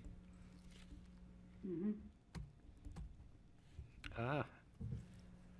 Okay, that doesn't look good. Just X out. Close out. I like your body punch, viewer body. Be curious to have a look at that. Yeah, I don't even know what that was. AVH capacity remains in cautious, but Patty, as you said, we're hoping that that will move to comfortable if current trends continue. I think they're still They thought it watching their would towards the end staffing of the week. capacity and transfer capacity. The RETAC bed capacity is looking better, at least in our region. So a lot of the trends right now are looking positive. They just haven't gone long enough for us to be confident in them.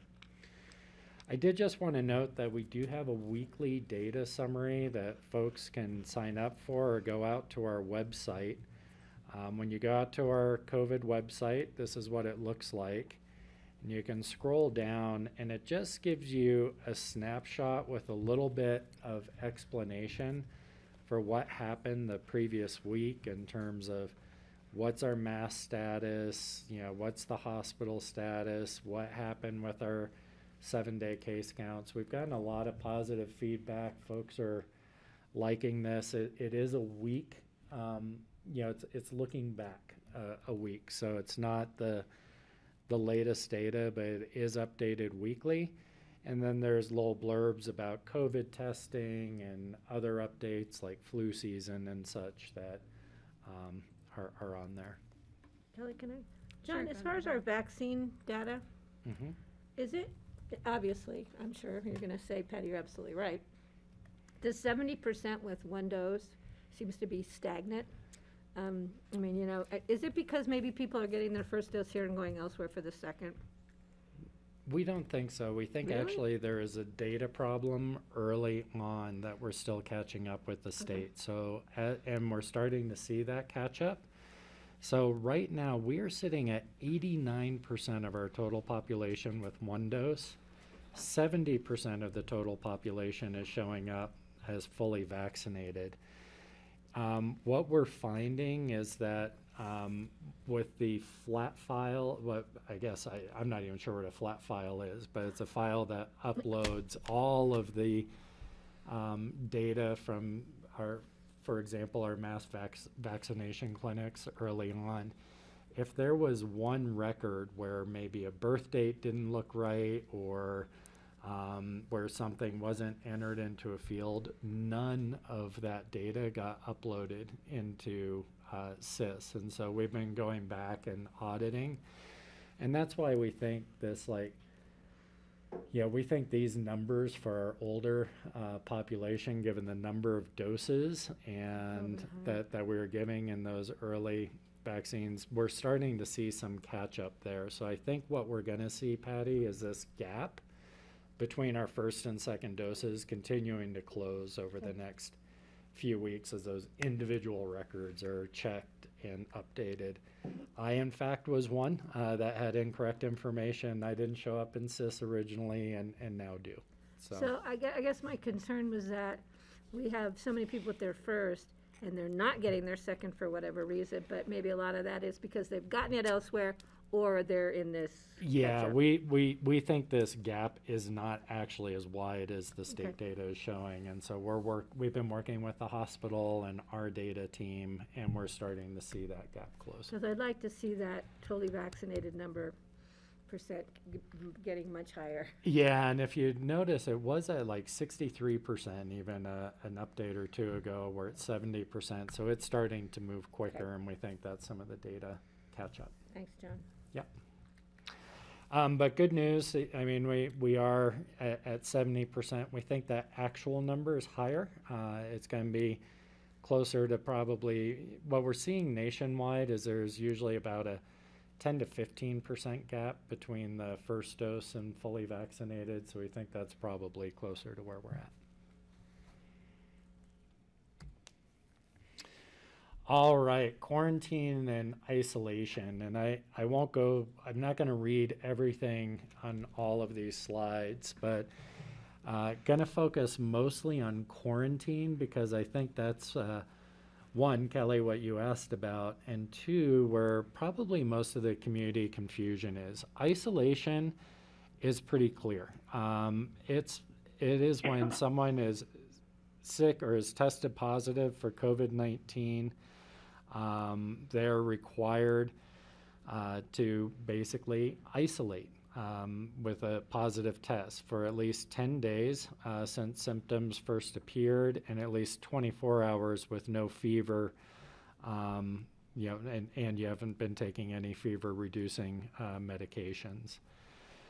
The probably more challenging is the quarantine requirements, and quarantine really occurs when you've had a close contact or exposure to COVID-19. Close contact is defined by CDC in a couple of different ways, but the main metrics used are within 6 feet of a person who's infected with COVID-19 for 15 minutes or more. And it doesn't need, not each individual, it's 15 minutes cumulative over a 24-hour period. So you could have 5 minutes with person A in the morning and 10 minutes with person B in the afternoon. If they've both tested positive, that's considered a close exposure. So everybody has to keep a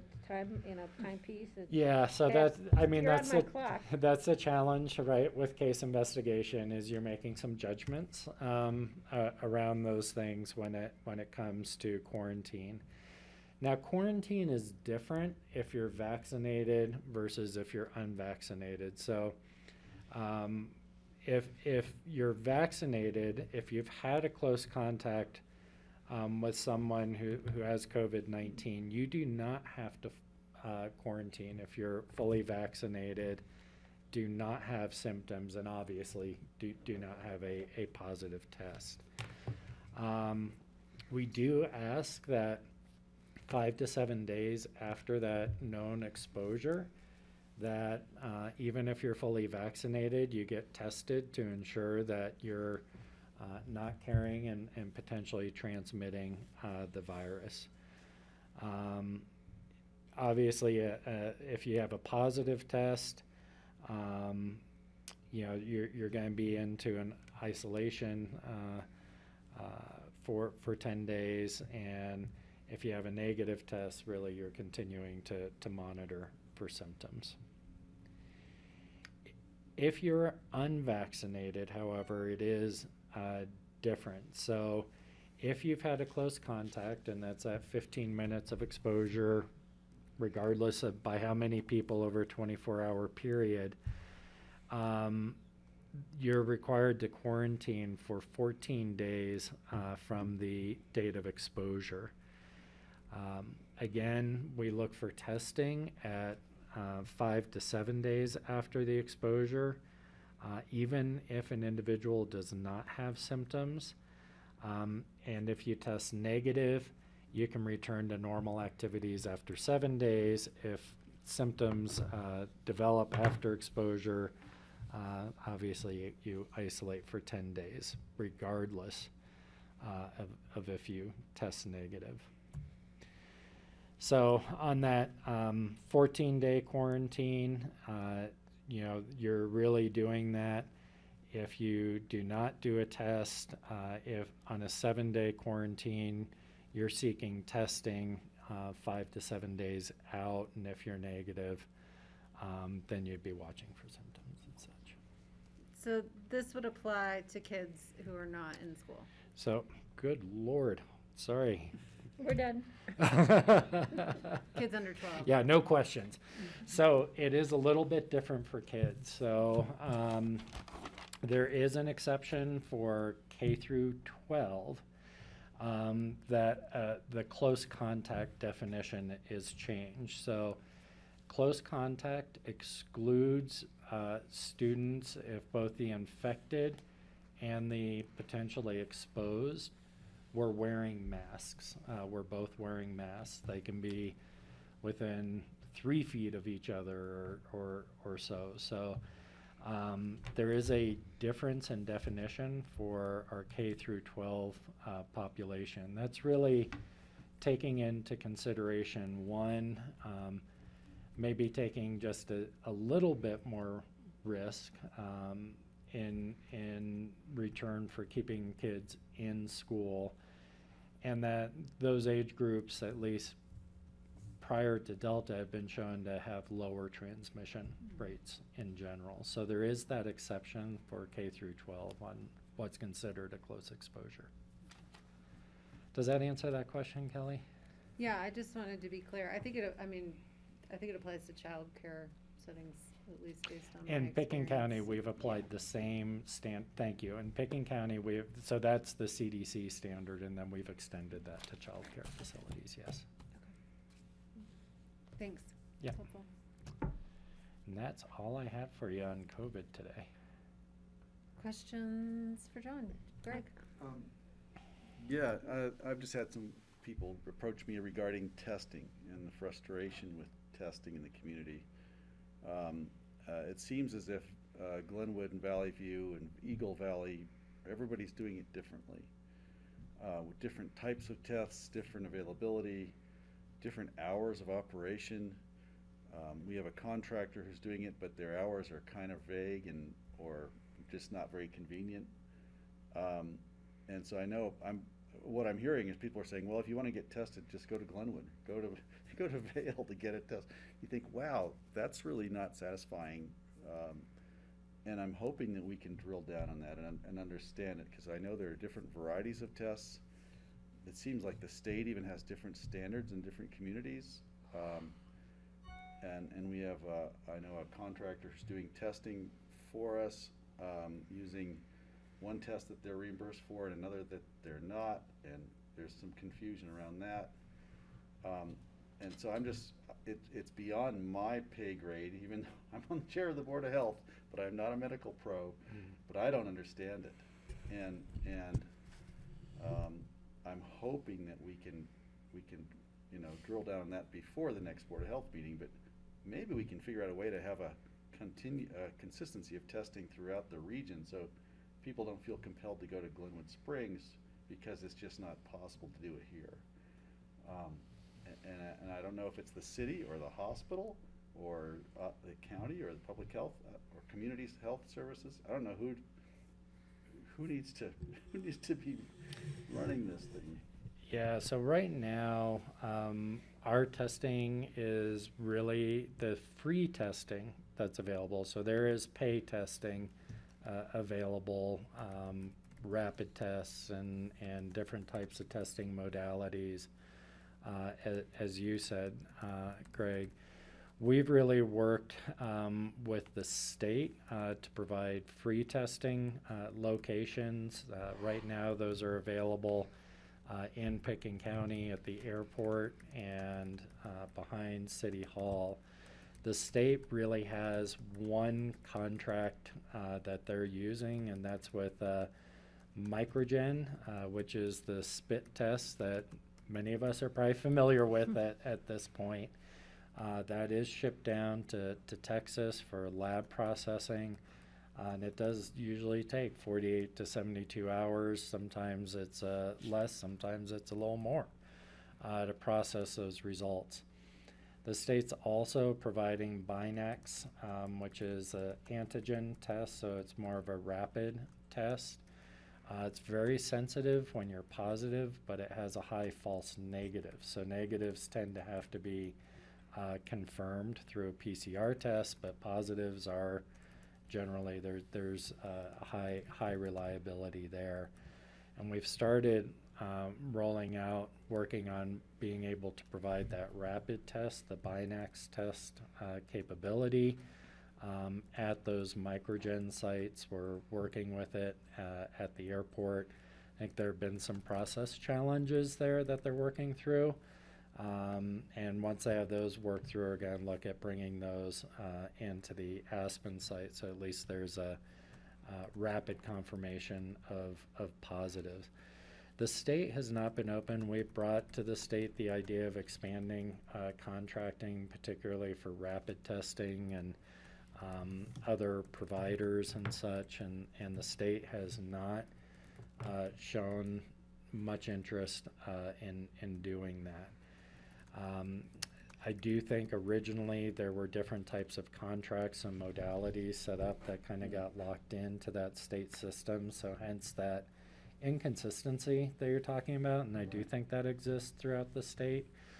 I do know public health staff is looking at options to improve availability, particularly of those rapid test options, because really the quicker you can know, the more effective our case investigation process and the isolation and quarantine processes we just talked about are going to be. But it is a expensive proposition for us to go out. We had modeled it at one point, and I think we had a 7-figure number for a full year of that kind of testing, and so we've been relying on the state and their use of federal funds for that. Well, I'll jump in with some thoughts here. You know, I mean, ideally, I would really like to see, you know, a free or $20 rapid PCR that's offered to schools, the schools, because, you know, there is an equity issue here where a child is, you know, comes in with symptoms, gets sent home, the rapid test, antigen test comes back negative, so they still have to get a PCR test. They can go pay $300 for that to get their kid back in school, or they can wait the whole rest of the week with their kid out of school with no virtual attendance option, you know. So I think, like, if there's a solution there that at least we offer to the schools or try to partner with the schools, you know, that would be fantastic. You know, I still struggle with, like, just the discrepancy between, like, AVH and Valley View. Like, you know, I'm not the only one who's, like, gone to Valley View and had PCR results within 6 hours. And, you know, that just has tended to be where our doctor sends us because we're going to get them back quickly. They're going to be accurate. And I'd love for our local hospital to be able to get what they need to do the same here. And again, if we have to, like, limit it to school children so they can continue education, like, that would be my preference. If we can't do it broadly. Yep, frustrated families who are being told to go to Glenwood or beyond. And then looking ahead toward winter, if testing needs to ramp up, you can imagine this frustration ramping up as well. And so I don't know if it's a matter of asking Aspen Valley Hospital to step it up. You know, it does seem that we should be able to pull this off in a community with as much resources as we have. So I guess that's just something that it's a frustration that I think Kelly expressed, and I certainly am hearing about. And I'm hoping that you're so good at finding solutions to these things, John. Apparently, I have not been on this one. But again, the rapid antigen is great, but it doesn't get people out of quarantine or you know, back to school. And you still need the PCR. So why have both? Could there be another solution out there? And is it? Well, do we need to lobby the state, you know, to give us something that works better? Maybe a call to Jill. Yeah, the voices would probably need to come definitely from board members. Staff has definitely raised those concerns over the years, and I think we should assign it to the chair of the Board of Public Well, as long as somebody tells me what to ask, because I've heard it from a few different people, and I confess I'm not sure I totally grasp what's possible or what to even ask for at this point, and so I'll need guidance and support, but I would certainly happily call in and we'll light the fire. Yeah, and we are trying to research. I know public health staff is researching, you know, are there alternatives that we might be able to leverage that, you know, I think it's difficult for us to swallow the price tag on. Maybe not. I mean, that's really up to you all, but we've been trying to find partnership opportunities to make that happen. Well, Patty?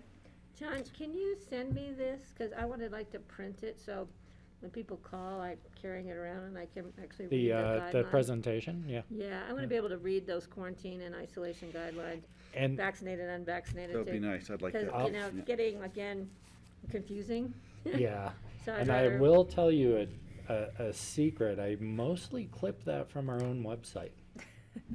Yeah, but it's easier for you to send it to me, I can. print it and carry Absolutely, it I'll back. totally send it to you, Because but just the for jokes anyone. aren't there, I want the jokes. Yeah, anyone look, well, Cartoons. yeah, the comics The are not on the website, which is The the best cartoons. part, but, yeah, all the information that I do present, just for those who are watching, is available on our website. Yeah, but when people call us or contact us, they want us to have that, they don't wanna have to go I here, they wanna understand, go here. So I think the more, informed I will you are. happily, matter of fact, I can share the folder of every presentation I've No, given to you on no, COVID. no. That doesn't I know trim where it to down draw much, the does line. it? I don't know, that could be interesting to be like, what were we talking about on this date? A year ago. about COVID? That's just- Testing and quarantine. It's How true. confused we are. This time last year, we were still struggling with testing. Let's just hope 5 years from now, we're going, what were we saying in 2000 and, yeah.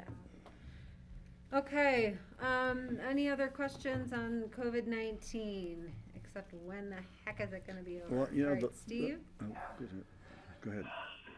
A couple of questions about the booster vaccinations. Number one, will you be tracking that on the county website along with the percentage of how many have had 2 vaccinations? Now we'll have a new metric. How many have had the 2 vaccinations plus the booster would be something to track, and that would be interesting to follow. Second question, Molly received a notice that she could come in and get her booster vaccination. However, I did not, and we both filled out an interest form. I've searched through my emails and can't find having received something, but my question is, is it kind of being metered out so not everybody goes in to try to get their booster at one time, and that might explain why people are being notified at a different time, or is that not true? Steve, I will double check with staff on that. I do not believe that it is being metered out, but I do not know the process that those notifications are going out on in particular. So I will double check that. On the data question, as we get farther into boosters, yes, we will be tracking that.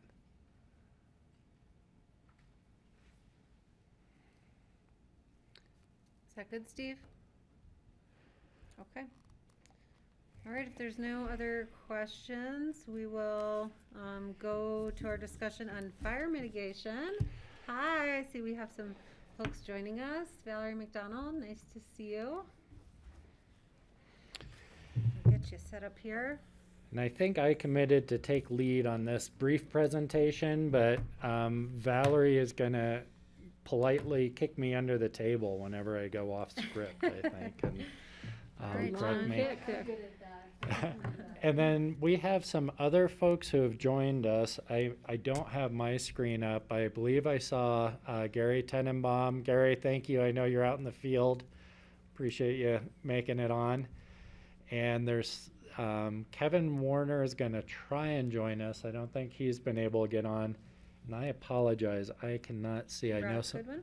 We have Fire Chief Rob Goodwin from Springdale Fire. Oh, hi, Rob. Thank you for joining us. Hello, everyone. Thanks for having me.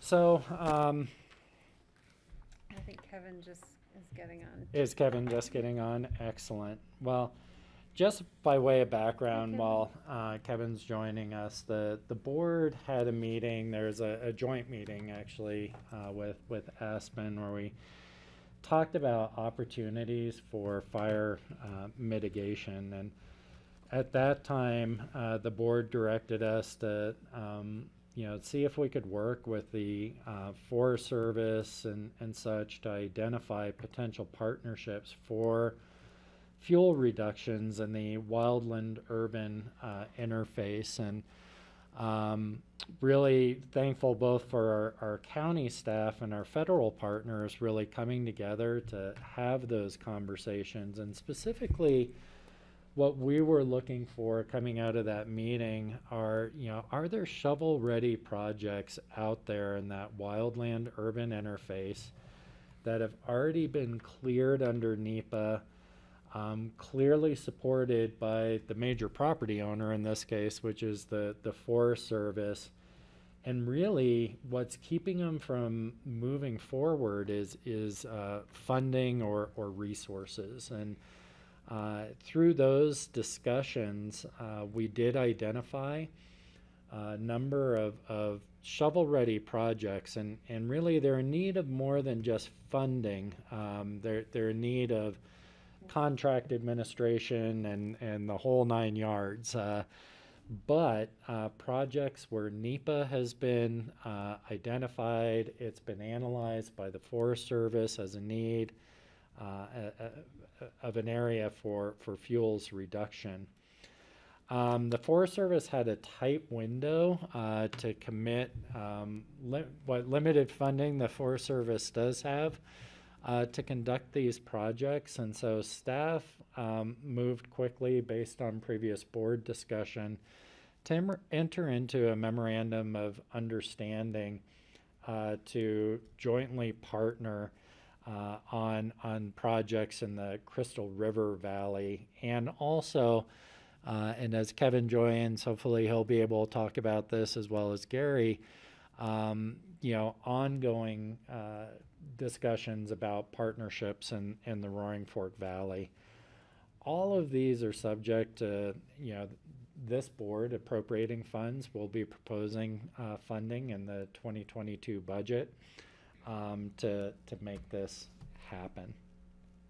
So the projects right now that we've identified include mechanical treatment of 118 acres, all in the Crystal River Valley. I put the map in there specifically as an eye test for everyone. I'll try and point it out. Could not figure out a way to blow that up. In this case, the county would manage and administer the projects with Forest Service direction and support. This would be very similar to what we did in Swiss Village, for example, and Valerie can speak more to that. And then we've also been talking about coordinating some of this work with potential mitigation on Faloha Meadows in cooperation with the Forest Service. Projects include 19 acres around Red Dog. So these are National Forest Service lands adjacent to the Red Dog subdivision.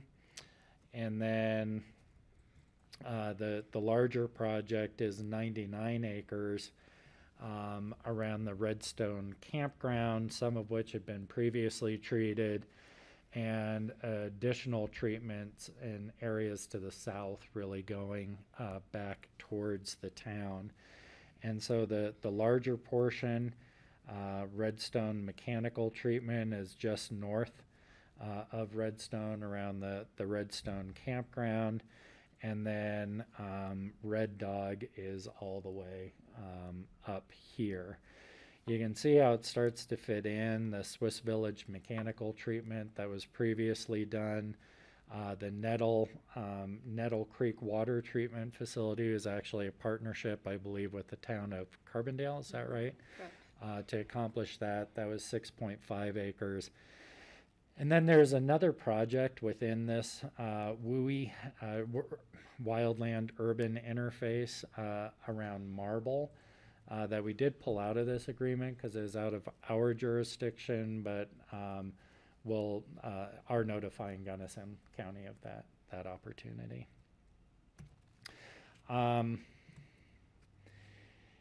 This is an overly complicated table. And Kevin, not to take a shot at the feds, but it did come out of a federal document, so I'm blaming that. In essence, the county would be committing up to right around $63,000, both in in-kind and direct cash resources.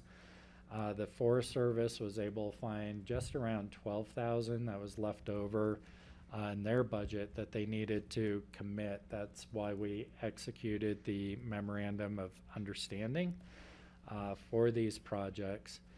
We are proposing in the 2022 budget, following our discussions about mitigation, doing some annual appropriations for partnerships around mitigation projects, right in the neighborhood of about 100,000 a year over a few years. Should go up. We do have, what's that? Should be higher. Well, we will bring back if we find the opportunities. You know, right now we're not seeing the opportunities that fit those criteria. But we'll talk more about that in a second. Internally, we've got limited capacity right now to administer programs. By working with the Forest Service, we're really able to maximize the number of acres we can treat and move quickly on, especially because that partner's done the environmental work ahead of time, has done the wildfire analysis, and we're working with one partner instead of trying to convince a multitude of reluctant partners to maybe come on board, which is a totally different resource and programming need. So this right now fits. It's going to stretch Valerie a little bit to oversee these contracts, but we think this is something that, based on our past experience, we can do successfully. Is that fair, Valerie? Fair for right now.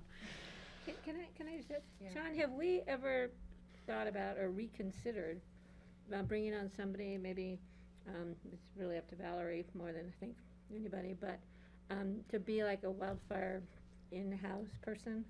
We used to have Daryl Grove worked for us, I think, for a while years back, but. Yeah, so we did do that in an attempt to work specifically with HOAs to encourage and incentivize mitigation projects. And we had some really great meetings. We still have a plan, I think, from 2014 or 15 that is sitting out there from that effort.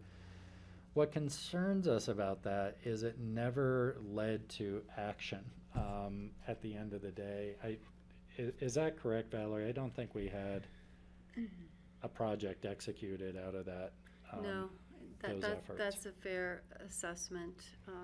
A lot of meetings, and the one thing I've learned in my years of doing this, that education and outreach don't necessarily equate to mitigation work getting done. This is 10 years later. I think the situation has changed with the ravages of climate change, specifically talking about Western Colorado. I think it's time to revisit that and think bigger and take more action. But it would take everyone coming to the table, and not only coming to the table, but taking action. And I know Kevin Warner will address that later, because we're already talking about a new collaborative. Right. It's and we've been doing this work now for 10 years, and this would just be the next iteration. A lot of good work has been done already, and I don't want to marginalize that. Work by the county, ongoing wildfire mitigation by the county, the municipalities, most fire departments, and the state and federal agencies. There's a lot of work being done. But with the BOCC support, I feel like we can amplify this and do more. Yeah. And then we thought right now, Patty, focusing our efforts with the major landholders, we'd probably just be more efficient and get more done quickly. And as we maybe exhaust those opportunities, we would relook at, do we build a more discrete program to try and support HOAs again? Kevin, I'm wondering if I might be able to put you and Gary on the spot on this next one, because, in carrying on in next steps, while we have these projects identified in the Crystal, there are discussions underway in terms of bringing partners together in the Roaring Fork Valley to identify additional projects. It's probably time to revisit, for example, some of the areas that were previously treated in Hunter Creek. There may be other opportunities in the Roaring Fork Valley that the Forest Service has identified that we could identify and move on larger acreages more quickly. Kevin, I know you talked about pulling together some stakeholders around that, and I think, Gary, there have been discussions with open space around the Hunter Creek, and I was wondering if we might invite you to comment on that.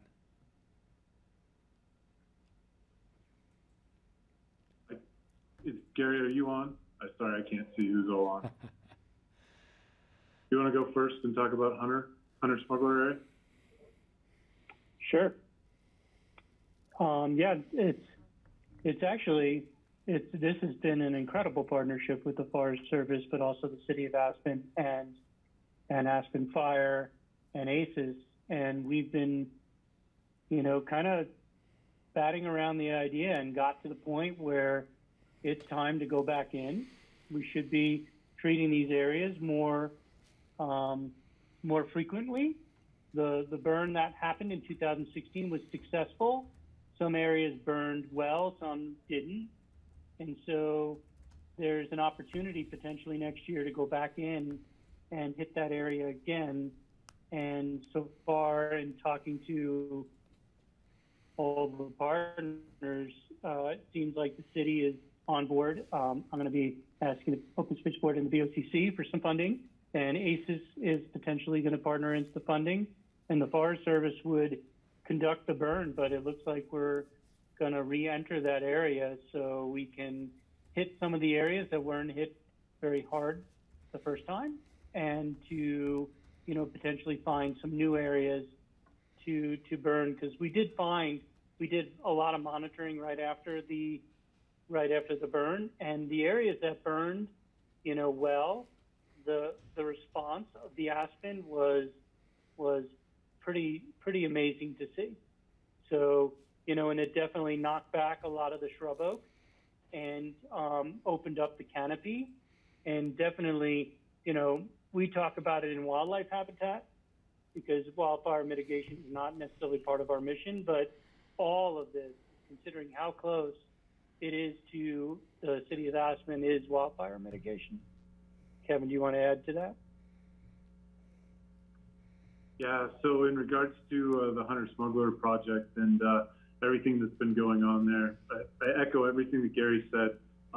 We had a collaborative group meeting about a month or so ago, and as a group, we all said, it is getting really close to being about the time to do another entry with prescribed fire. And so that group's moving forward with looking at that. Every year when we get to that springtime, when we're thinking about doing more of the prescribed firework, it's you never know when you're going to get the right weather and fuel conditions and everything, or if you will.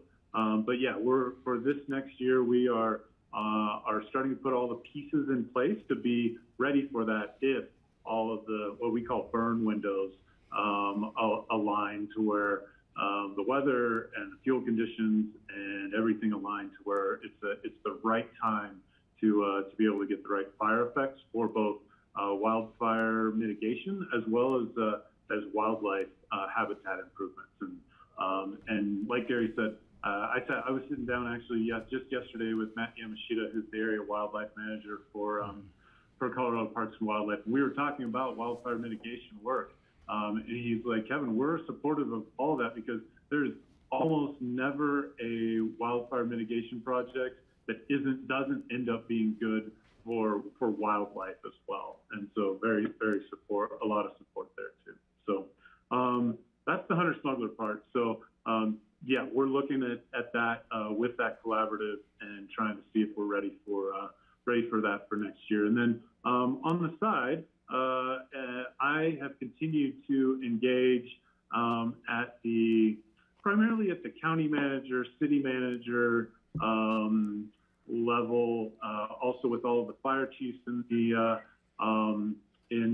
the Roaring Fork Valley, to ask the question: do you guys think that it's the right time to try again I know that it's been tried before, at least at the Pickens County level, maybe at the Valley level as well. But to bring a collaborative together that can really look at the larger scale, the landscape scale, and say, where's the best place that we can invest our resources as a group to have the largest impact at mitigating wildfire impacts to our communities. And so I think the time is right.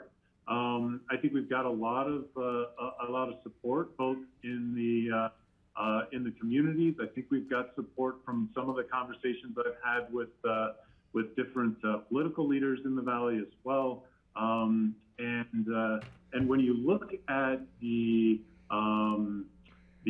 impacts of some of these large fires, so if you look at like East Troublesome, if you look at some of the things like what happened in South Lake Tahoe this year, the places where, first of all, the scale of the fire is so large that that working alone as any of these entities is not as effective as it can be if we're all working together. And the other thing to note is that sometimes the best thing for the most strategic thing you can do for wildfire mitigation for a community is not always as obvious as you would think. And so doing a little bit of actual digging into fire modeling and those kinds of things as a group to do that, I think would be super helpful. And then once we know what those things are, then we can start into if there's NEPA that needs to be done, if there's efforts that need to be done to try to figure out what the financing would be of those types of things, then we can figure that out. But there's some steps before that. And one of the big steps is identifying the things that are most important to us in the community. So the things that first popped into my head are obviously infrastructure, so the houses and the businesses and everything. But then watersheds. If you look at what the city of Glenwood Springs has gone through in the last year since the Grizzly Creek fire, it's been significant. The amount of money that they've had to invest into their water treatment facilities. So thinking about our watersheds, thinking about the power infrastructure, and those kinds of things. But let's identify those as a community, not as a larger community, rather than let's say just the Forest Service sitting around a map and saying, oh, these are the most important things. We're going to miss something. And so I'm still working at trying to pull that group together. I'm willing to lead that group in the infancy of it hopefully to a point where we can identify either some sort of larger facilitation or something like that, because I don't think that any one of us, as John was pointing out, that you guys don't have that person necessarily that's just their job.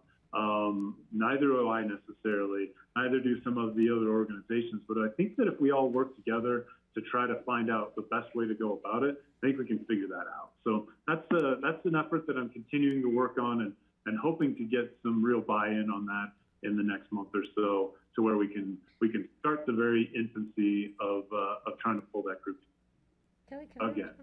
Sorry, I'd like to ask a question too. Go ahead. Yeah, can I go ahead? Kevin, I for many years was involved with wildfire.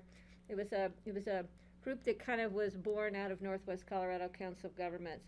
I don't know if you'd call it a commission, a board, a committee, a council, but we used to meet over in Breckenridge on every couple of months, and it kind of just disappeared, ironically, in the midst of wildfire seasons that are year-round now. But it was a good group. We really were focused on bark beetle, those kind of issues, and infrastructure that was in those forests over there that were pretty much 99% dead trees. But I think this would be great, and I would be willing to look up, follow up on that group that I used to be part of and see who the membership was and give you some more information and participate if you needed a board representative. But Greg and I might be fighting for that one because he's really onto this too. But yeah, I'll just give him some jobs to do around his house and keep him busy. So yeah, but I think it'd be a great idea, and I think we can work to see that it's valley-wide. Can I jump in? Yeah, I think one of the biggest things that's going to be important to keep in mind is okay, let's do the appropriate planning, but with the mindset of the goal really is the implementation. And so trying to figure out using the planning to get to the point where we're putting the treatments on the ground really has to be the focus. Greg? Yeah, great. Thank you, Kevin and Gary and everybody who's weighed in so far, John. I guess I have to say my level of frustration is really high because I live in a high fire urban area. And I know Valerie's frustration at not being able to get any traction with getting fire mitigation done. So when I hear about work in the Crystal, I think that's great. It's good for the people in the Crystal. They certainly need that. I understand that Collins Creek seemed to have been a success. It'd be great to hear a little bit more from Kevin on how that went. Hunter Creek, great. Yeah, if you need to do more up there, great. But I'm thinking about the brush-choked hillsides that surround our urban areas. Certainly my neighborhood, Brush Creek, Wildcat, those areas, they are so choked you can barely walk through them. I'm thinking about Red Mountain. I went on a hike up into Hunter Creek, went from the Red Mountain trailhead, and honestly, it terrified me just to walk up the trail from the parking lot because that little gully by the Ridge Red Mountain or wherever you go up through in there to get up into Hunter Creek is so choked with brush that it is it's an inferno in the waiting. And so I don't hear anybody talking about that. And I'm thinking about our ski trails, just looking at what happened in California this year and thinking, you know what, when is it going to happen here, as Valerie asked? It's not if. What are we doing regarding protecting and, thinning and taking care of these areas? There are areas in Woody Creek. I mentioned Red Mountain and Hunter Creek. Basalt areas in Pitkin County, there are areas that are scary, choked with brush, and it's all really dry and it's really crunchy, and we're so lucky that we haven't had a conflagration yet. So I'm a little frustrated because I'm hearing you talk about all these great projects that are outside human areas, and I know Kevin's involved because it's Forest Service land, so maybe Kevin's not even part of this, but I really appreciate you being here. I'm concerned, and as you said, watersheds, super important, but housing, power, all that stuff too, and I want to see traction on that. And I had somebody propose the other day that, we've got these guys who bring in 300 goats to do the Rio Grande Trail for RAFTA, but they don't live here. The goats aren't from around here. They have to import them from California or the Front Range. Okay, why don't we? Can we get a 300 goat herd that takes care of fire mitigation and move them into some open space land and put them on some of our ag land and have a goat herd that goes around taking care of fire issues, in people's neighborhoods? I kind of want to see solutions like that. And part of me says, I really don't want to fund another experimental burn up in Hunter Creek until I see something happening on Red Mountain or in Brush Creek or in Woody Creek or on, so I'm, as you can tell, I'm a little frustrated, but I also appreciate that everybody's here and we're talking about it, and I'm eager to engage. So that's it for my rant there. I'm sure people have plenty of responses to me, but I want to hear what's going to happen in the areas where people live and people are in danger. Perhaps they don't know they are, but they are. Thanks. How was that? Really simple. Yeah. No, I was going to take a bit of a different tack than Greg's frustration, because I see this conversation today as evidence of the last conversation we had in a joint meeting with the city, where, both of our boards expressed interest in having collaborative conversations to get, make progress on this problem. And so I see even the projects being proposed today and commitments from our board to fund those as real progress, and just a first step in many more conversations. So we can do our roundtable here, but a question I'd like to sort of parking lot is just understanding how we can better help with that planning conversation, Kevin, because I know that was like a takeaway from that last meeting with the city as well. And so if we can be helpful in getting that done more quickly, that might be a start to assuaging Greg's frustration to getting some projects on the table. But I just want to offer, that. Patty, I'll go to you. Yeah, real quick. Greg, I think I'm frustrated too. I'm really frustrated because how many years ago was it when I worked with Alan Anderson on Conundrum? We did all this work, had all these plans, and then the homeowner said no. They said, we don't want, and our insurance companies will raise our rates, blah, blah, blah. So when you talk about Red Mountain, we did the same thing up there, and they said no. So that's what frustrates me, is we do the work to prep them for what they need to do to protect their homes, their properties, their lives, and then they go, for some, whatever their reasons be, say no. That's what frustrates me. It's not that we haven't tried, it's that we've put our best foot out there and they've shut the door.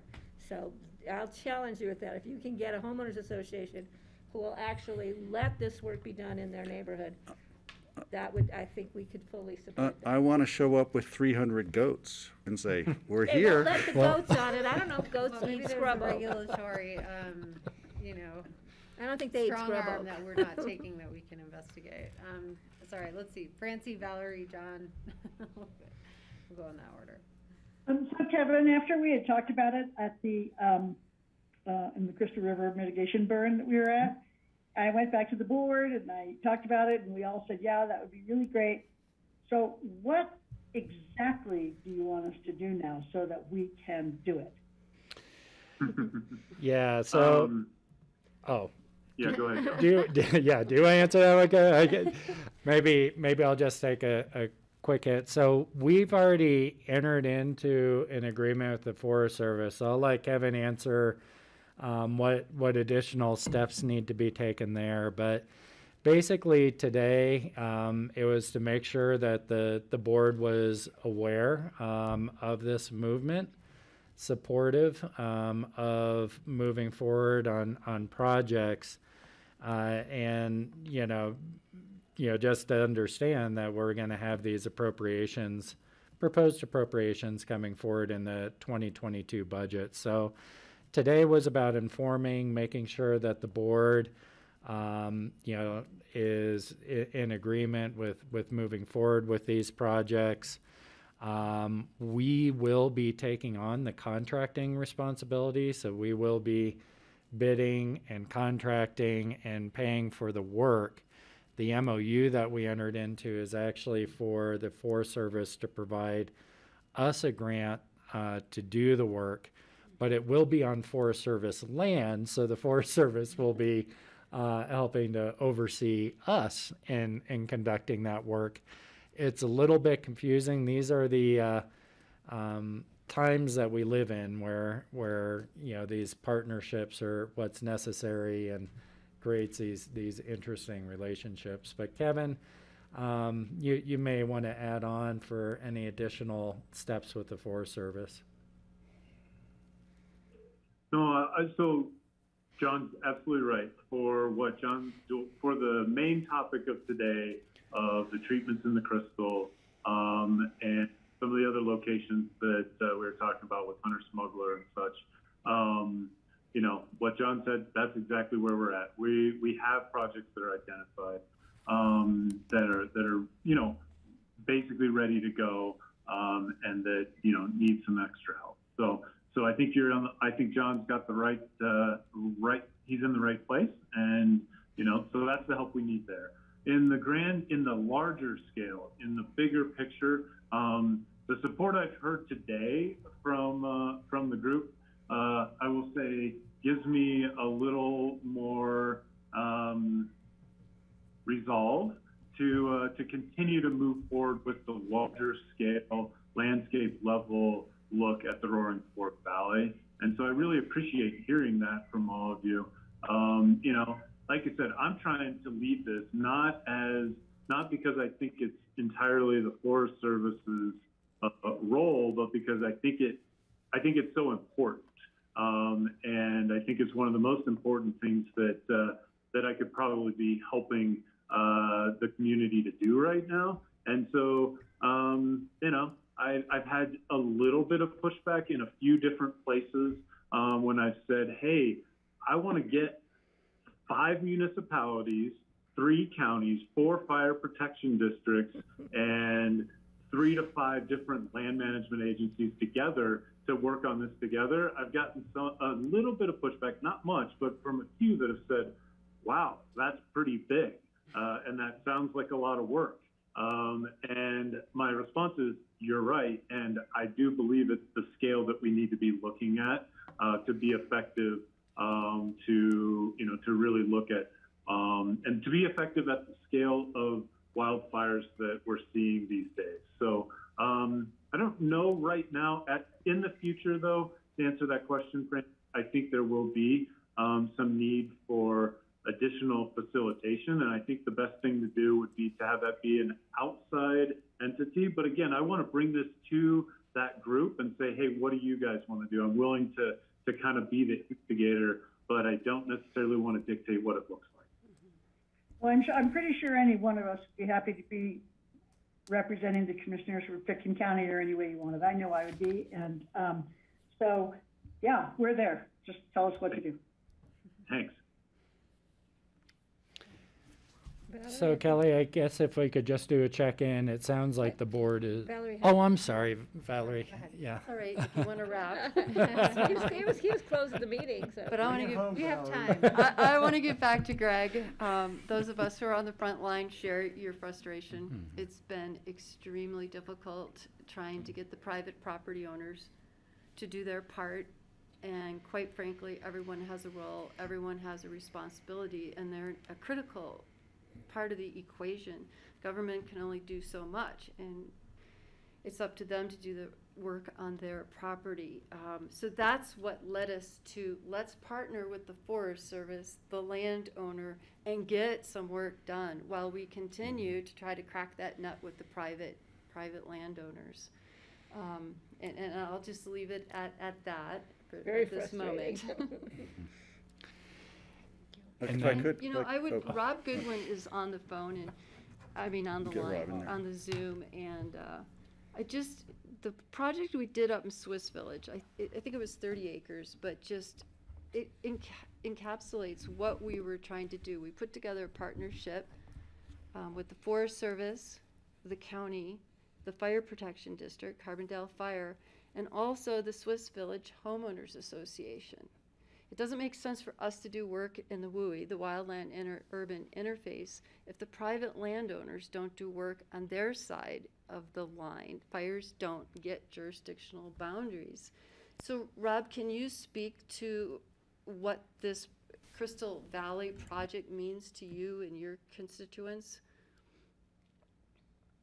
Well, for us, I really think mitigation is something we all need to push forward more and more. And it's traditionally been hard for fire districts because, hey, we're 911, we respond and to fires. And but my board and I both, we really feel like if we can team up with Pitkin County, Forest Service, and whatever groups we can, and private landowners, to mitigate around their properties, we can keep that fire that happens from being a great big fire that's really destructive. And our whole goal in the Carbondale Fire District every summer is to keep small fires small. That's our motto. And I really believe that projects like this help to do that. And if we can target them in these important places, just south of the Redstone campground, pushing into Redstone is a great one that was brought up, because if there's a fire that starts and it's pushing up valley and it hits that mitigated area and it drops down and skunks around on the ground, then we have a chance to stop that thing and we don't burn a bunch of houses. So we're in, and I thought the Swiss Village project that we did was just a home run. I love the fact that we were all able to work together and everybody jumped in. I was very pleased with that. It hasn't happened very often, and I hope it's our future. Great, thank you so much. Okay, let's get last thoughts out here. Greg? Yeah, I just wanted to follow up. So, yeah, you all know how concerning this is frustration is certainly a word I would use. I did want to say that a week or two ago, Valerie was on the radio. There was a radio story, and you were talking about what it would take to evacuate the city of Aspen. And I've had people call me afterwards and say, wow, I think you got through. You really got through. So I know how hard it's been and how frustrating it's been, but when it comes down to alerting people, I can't help but think we just need to stay on it, and I'm not sure what it's going to take, but you did get through a couple weeks ago because I heard the results. People were calling me to ask me about it. And it was scary. What you were saying was actually quite rather terrifying. If we had to evacuate Aspen, what would that look like? So maybe we can keep working on that and try to get people to understand what it would mean to evacuate their neighborhood, or in detail, because it makes it that much more graphic and visceral, and maybe that's going to help us. Also, what you were talking about, I don't know, our budget for what we're going to put into this next year. It sounds like, as somebody mentioned already, doesn't sound like enough. I honestly have to say, it doesn't seem like that's going to be enough. Maybe it is for the projects you have teed up, but hopefully we're going to have more teed up, and we're going to have more creative solutions. And I still think we need to look into these goats, Gary. Let's get some goats. Okay. The way I see this is just the beginning. It's to actually get some work done. And you should have heard the unedited version of that radio. Yeah, I can imagine. I actually shifted gears at the beginning of last year. If we can't get this mitigation work done, we just need people to move when we tell them to move. Mm-hmm. And we spent a lot of energy trying to get that message out, so I'm happy to hear that it was heard by some. And if I could just add on the budget, our hope is we're not the only ones taking responsibility for this, that we're going to have other partners come to the table and take responsibility for this also. So, I'll just throw out a couple of other future conversations for our board about this. I'm hearing, we have opportunities to do more, I think, and we can budget for some facilitation here. That Kevin is sort of projecting down the line. That's one offer we can put out. I'd be curious about a conversation related to defensible space regulations. I'm not quite clear in our land use code if that's something that is connected to a building permit or a CO. But maybe a different strategy that we have in our toolbox to get at some of this for private landowners. So I think we can have a more comprehensive conversation about what more we can do as we figure out which are the priorities in the community and which are the projects that have to go through the processes to get cleared before the mitigation can actually happen. We can build more of that infrastructure. So I'll just throw that challenge out to the board. We can talk about that. Yeah, I think we do have specifics in the land use code that probably ran into many years ago. Was that you had to, in order to get your CO, you had to do X, Y, and Z, and then they stopped doing it. So now it's a maintainable issue, is my understanding, and we need to clarify that. It grows back in 1 year. It's maintainable. It's not a one-time shot, guys. But it went into all the different zones, and it went into ground clearance of branches and crowns, but people would do it once, and it would look great, and then 2 years later, you go back and go, what did you do? So, yeah, but that's a good point, Kelly. Okay. Steve? One last thought. We were notified recently by our insurance company that they were not renewing our insurance because of we're in a wildfire zone, that they're just dropping everybody in that zone. The company I thought that I could get to replace our insurance declined to insure us also. There's probably a lot of people around here in that situation. So we have found a company that will at least temporarily insure us while they look into it. But in the meantime, even though we've been doing, being aware of doing mitigation things around our house, that's more in high gear now, because what it boils down to is it might be our responsibility if we want to save our house or get the fire department up there with a truck to our house, we're going to have to change some things to make it more defensible so the fire department will actually show up and just not write our house off. I think there's a lot of people in that same situation in Pickens County and in the Roaring Fork Valley, and we need to keep working on this. So I'm glad to see these combined efforts from the different entities. Great, thanks, Steve. That's great. Wow. Okay. Great conversation. Thanks, guys. Thanks, All Rob and right. Kevin, for joining us. Thank you, and I trust we'll see you guys early winter. Right, we're trying to have more fire mitigation conversations earlier in the year. So, And I'd like to add, wildfire season's not over. I know it got cooler. I know it's supposed to rain, but we were very close to going into fire restrictions this week. The fuels are dry. ERCs are going up. You remember what happened last October, so we need, again, the public, everybody to do the right thing and be very cautious with fire. all right. Nice to see everyone. Thank you. Thank you, guys. Thank you all. Are you gonna be in your office for a little bit? Or I'll call you. Okay. All right, so we are on open discussion items.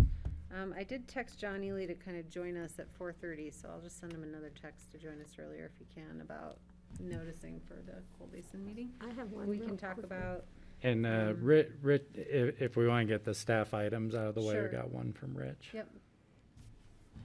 Yeah, I was just going to mention, Kelly, that Charlotte did get all the Ely and mentioned that we do need to record. And I believe Greg, Brian is going to show up for that.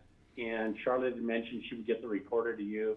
Brian would be happy to take care of the recording side of it. So Great, thanks. you won't have to worry about that, okay? So I think that's being coordinated.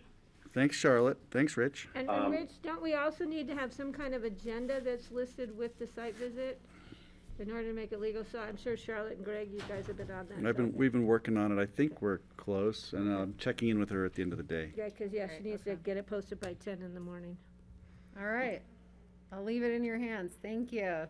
It's up to you. You'll call the And I think we've meeting got to order a 30% chance of rain on Thursday, but that's not enough to turn Francie away, right? I can get my truck in there. I'll be there. I think you'll be It's gonna fine. depend on that. It's been raining up there for a while. And It we looks like. we have been Raining asked to, now. we've been asked to carpool as much as possible, just so we don't clog up the parking in the area around the gate where we're gonna start walking. So we'll try to, if anybody wants to go, they should let me know, and we'll try to carpool, and I'll try to bring the biggest car I can. And don't forget your mud boots.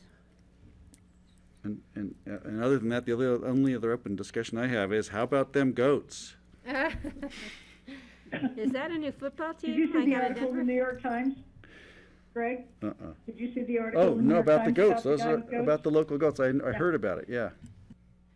all right, since we were talking about Coal Basin and I asked John Ely to come on for that, John, I think we're covered. We saw an email from Charlotte to you and Greg, I think, about with the agenda posting, and Rich just let us know that Brian Pettit's going to go and handle the recording, and Greg will call the meeting to order. Does that all sound good? Okay. Yeah, I made a couple of changes to the agenda that Charlotte had shown me, so she has those.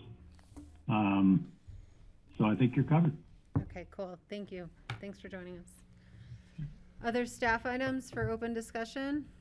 Rich, did Dan have I something? had just one more Oh, brief one. sorry, Rich. Sorry, John. You all will receive, if you haven't yet, an email from Dan regarding another E-175 flight test. Just to give you a heads up, they're going to come in on October 11th. Let me grab that here. I think it's October 11th. The 11th, which is a Monday? Whose plane is that? Embraer E-175.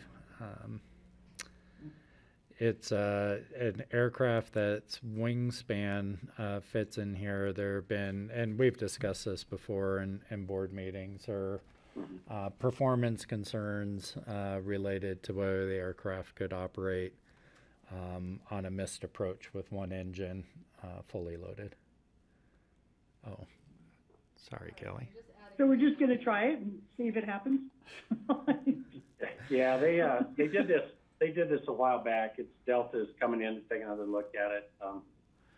And it's just a follow-up to that. So it's not the first time this has happened, Francie. It's just them experimenting with that. And does this happen after we're closed at night? No. Or does it happen No. sometime during the day? Yeah, it happens during the day. It's just part of it. They get with the tower, let them know when they're coming in, and they do a missed approach, what's called a BOCC. They do a flyover, and then they're actually going to land, and then taxi over, and then take off. So it's all part of the same process they did last time. Okay. What time will they be in approximately? I don't know that he has that yet. We could certainly let you know, because they usually give us notice.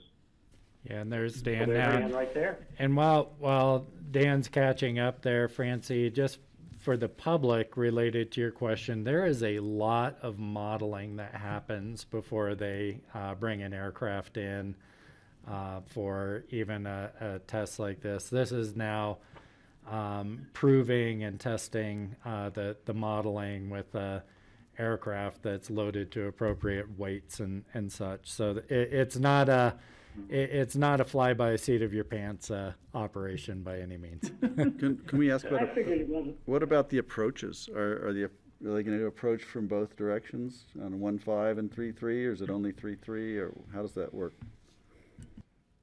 Good afternoon, everyone. It'll Hi, actually Dan. it'll be runway 3.3. They'll do 3 different approaches. They'll do, as Rich mentioned, they'll do one missed approach. So we'll do one balked approach, but they'll come down to about 50 feet and then do a go around, and then they'll do one full stop landing. But only on that one runway. There's not the capability to come in on 1.5. And this is so it'll be 8:45 in the morning on the 11th is what they're planning on. And this is from my understanding, it's a somewhat revised aircraft. I think they've done some tweaks to the engine and possibly the software that runs the engine to give it a little more performance to come in here. And that's what they're trying to test.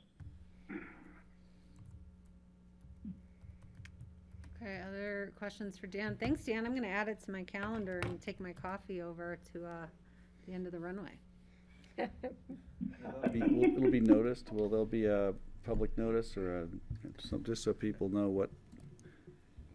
So it is an aircraft that fits within the requirement. So it's not something where we're having to sterilize the airport or anything like that. And in fact, private versions of this aircraft, I believe, have operated in here before. And so this aircraft was analyzed during the vision process. It was identified as an aircraft that may have the potential to operate here, although at the time none were because of those performance concerns. I do think it's worth sitting at the end of the runway. One of the concerns that the Vision Committee had, and one of the reasons they made the recommendations they did, even if this aircraft is available, is it is I believe it has a slightly higher noise profile as well as emissions profile for the landing takeoff cycle, which was a concern for the Vision Committee. But it is also potentially a bridge aircraft if it can operate here. Mm-hmm. So we want Greg to film it from his house that morning, so. I'll do it. All right. I have one thing. Sure thing. Yeah, our Maroon Creek, the Maroon Bells, that site visit was great. I want to thank staff for helping us out. The board had a lot, John, you weren't part of it, but the board had a lot of, I think, good ideas and comments. I just want to know, I know there's a group that's meeting and we're not part of that at this point. I just want to make sure that our suggestions and ideas, so maybe it's something we need to talk with Brian about, just that they're included in this. And I've had some contact from people and maybe have some more ideas, and so I can zip those off to Brian too. Great. As far as the use for, like, blazing pedals with all those people that get driven up and then they ride down at Mach 10, with no real experience on the highway.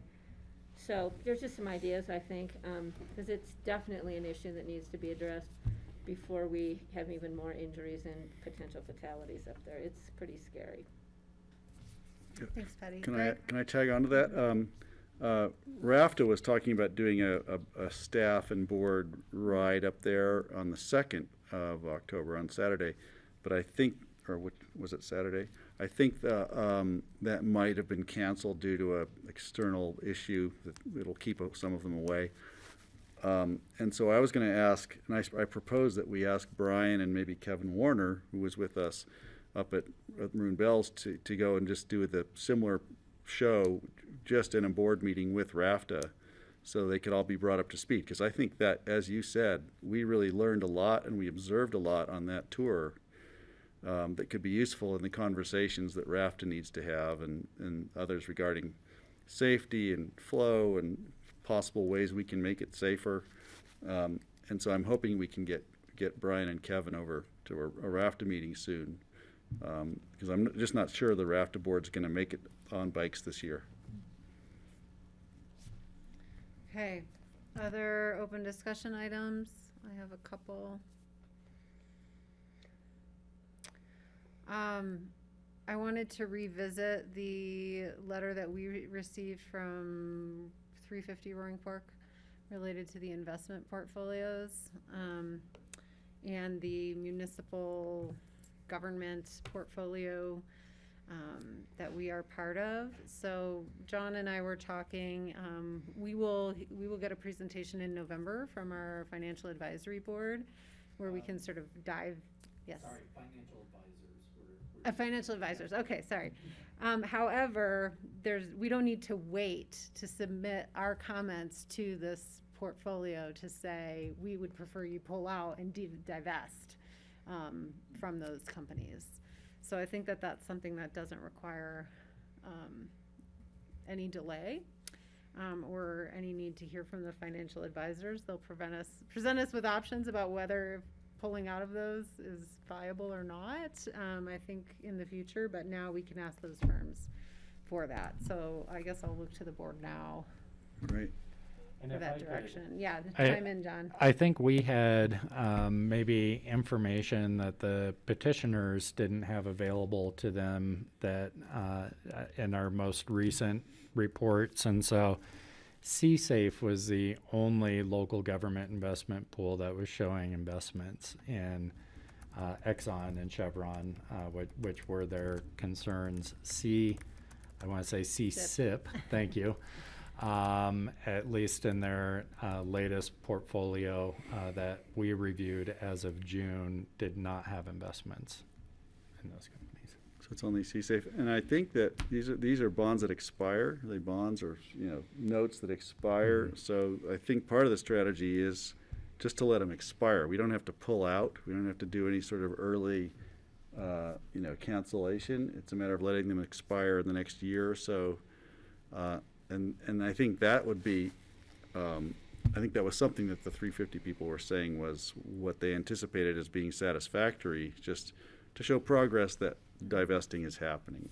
And so that would be a good question also, is we're not talking about canceling a fund and taking the money back right now. We're talking about just changing the mix so when those expire, we don't renew those. Is that right? Is that well?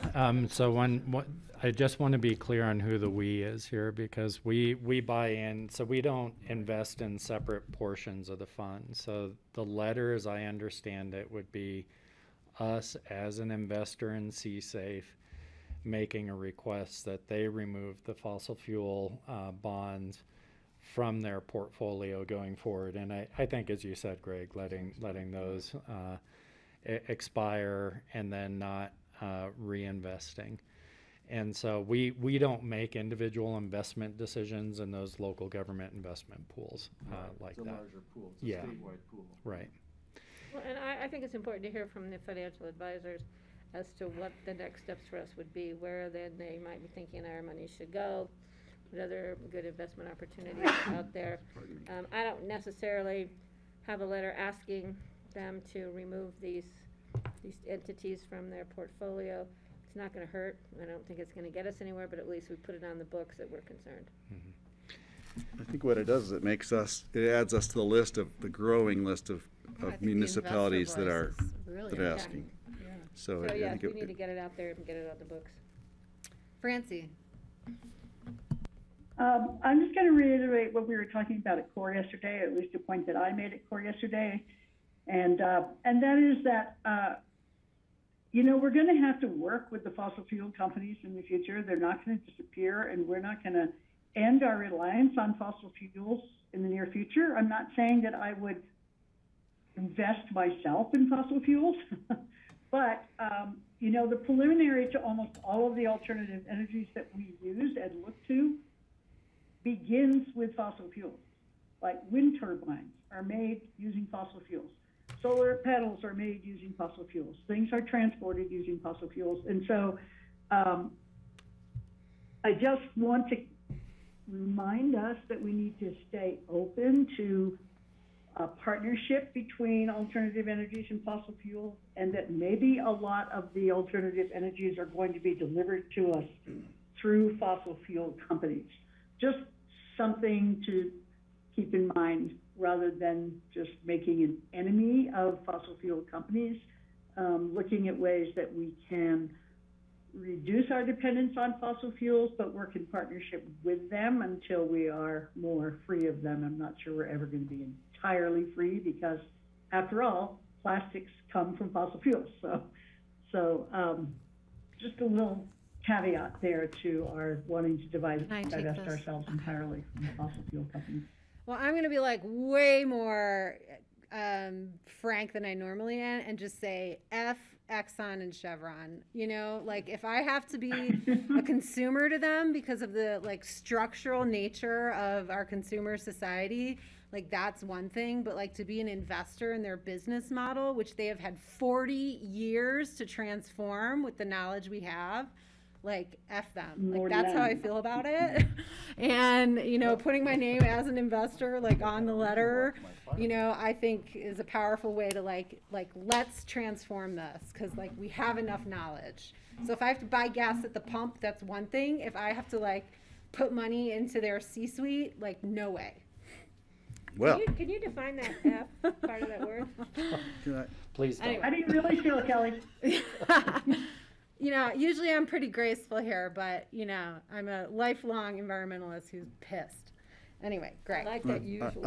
I share your frustration with that, but to Francie's point, I think that a lot of these big companies are going to be huge into electric charging, EV infrastructure. They're already moving in that direction, but I think it sends a really strong message that a divestment message makes sense right now.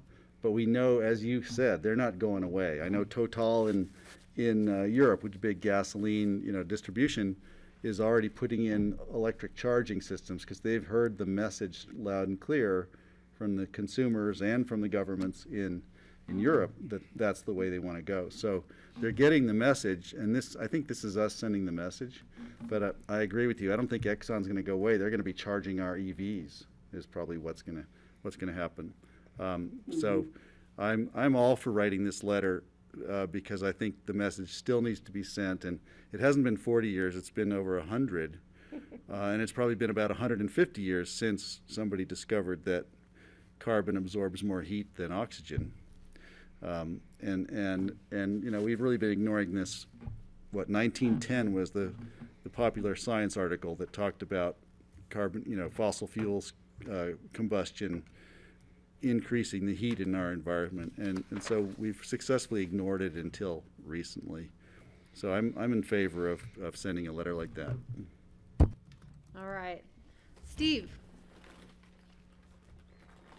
Another corollary to this issue, which we could include in a letter to our investment company, is that we urge them to invest in ESG companies when possible. ESG stands for environmental, social, and governance. So these are companies that are enlightened and aligned with more progressive way of thinking about social issues and environmental issues. And I'm sure that they offer some, different companies offer bonds as a way of raising money. And that would be, the bonds are something that our investment company would be putting some money into those. So I think that would be a good thing to add when we're urging them to divest of the fossil fuel companies. Is everyone comfortable with that addition? Is there Yeah, any flags who's there? gonna, we just need to give directions. Is it Ann gonna help draft a letter, or who's gonna say Yeah, draft a Ann- letter?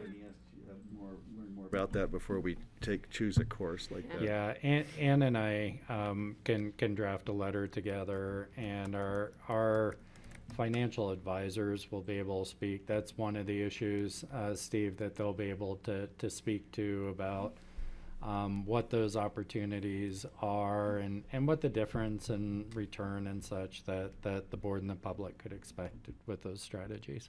But what I heard, Greg wanted to do the letter sooner than November when we talked to the No, financial advisors.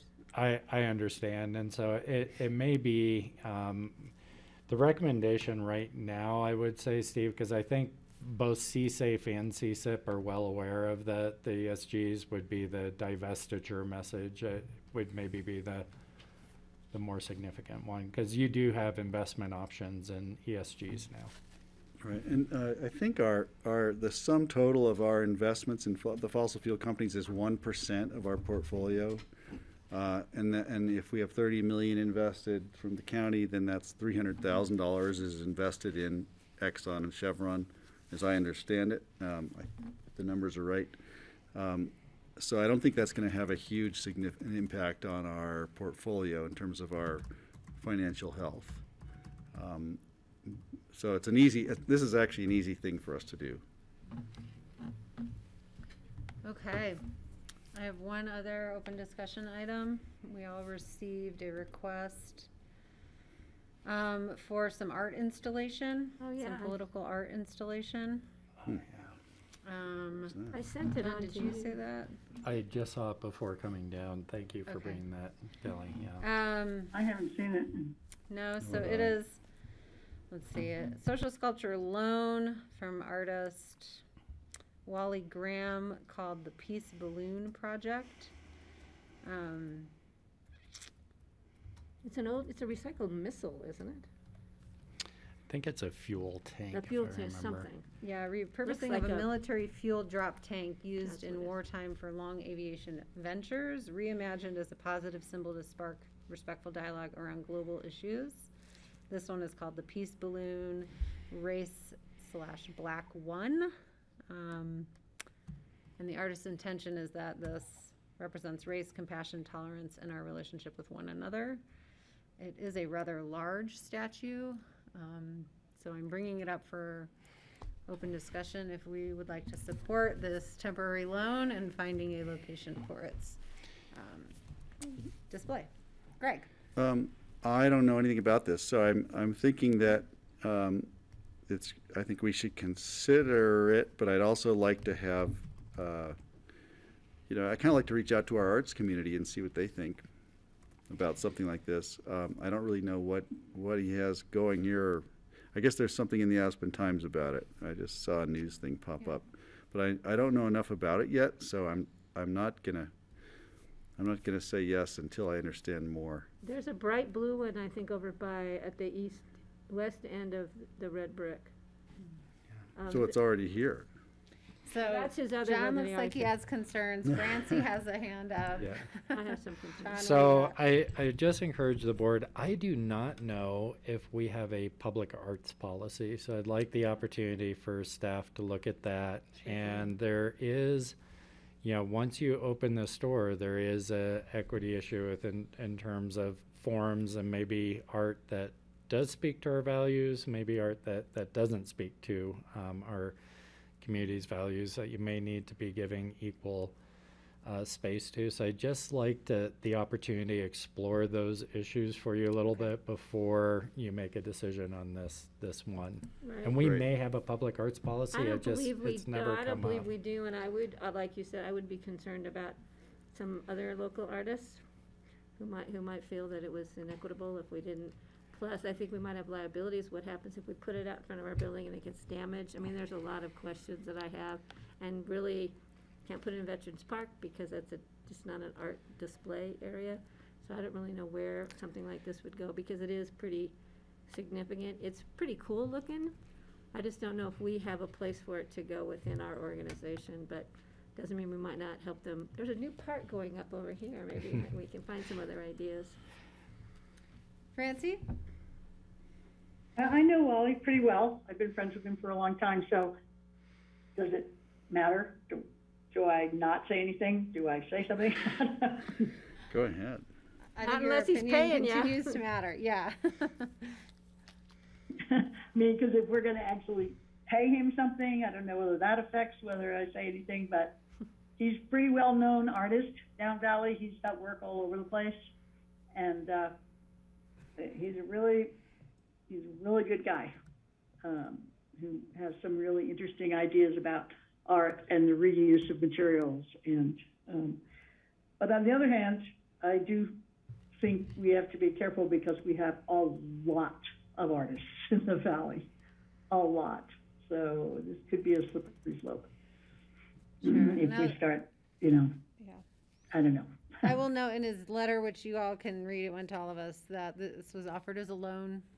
I think it makes sense for John to vet some of the concerns. So we'll revisit at another open discussion. Does that sound good? I don't have anything from Wally. Is it from Wally or is it from somebody else? Joseph Lang. And I do have another. Lang. Yes. Well, John, Oh, I see it now. Yep. Okay, thanks. We also got a letter, John, and I think it probably sent about the person concerned about the increased costs for Comcast and their internet broadband service. I don't think did anybody send it on to, because, yeah, I mean, it's nothing we have control over. We can't tell them to lower their prices. But I just thought maybe a response from somebody at telecommunications might. I don't know if I sent it on to you, John. I usually do. I think you did. So let me, Okay. it was an individual concern that we might be able to use our franchise, which we don't actually have a franchise fee either. If I can find So it right again or away. whatever, if you can't find it, let me know. But I think we Okay. maybe should have somebody from staff just send them a quick response. Okay. Thank you. Any other open discussion items, colleagues? How many more minutes do we have there? You see, you're doing good. We still got time. I know, but we can end early, and I'd be fine with that too. I just have one Yes. really quick thing. Sure. I got a phone call from, did you call on me or did I? Yeah, Francie, go ahead. Kelly? Okay, I got a phone call from Lisa Wagner in Redstone. I believe John Ely heard from her also about the Redstone Church. And she's concerned that they are not open to public events anymore and that you have to be a true believer, or Jesus Christ has to be your savior in order to do anything in the church in terms of a community event. And in 1985, the BOCC, when in the land use code, it said specifically that the Redstone Church is supposed to be open for community events. So she wanted to bring it to our attention. And, so I'm bringing it to our attention. She read me the land use code. I think she sent the pertinent section to John, and she would just like us to help her return the Redstone Church to community events without having to profess your adherence to Christianity and Jesus Christ and stuff. Okay. Thanks, Francie. Yeah, Patty? Yeah, that was before my time, but I can't imagine that the county had any authority to tell a church what their uses could be unless.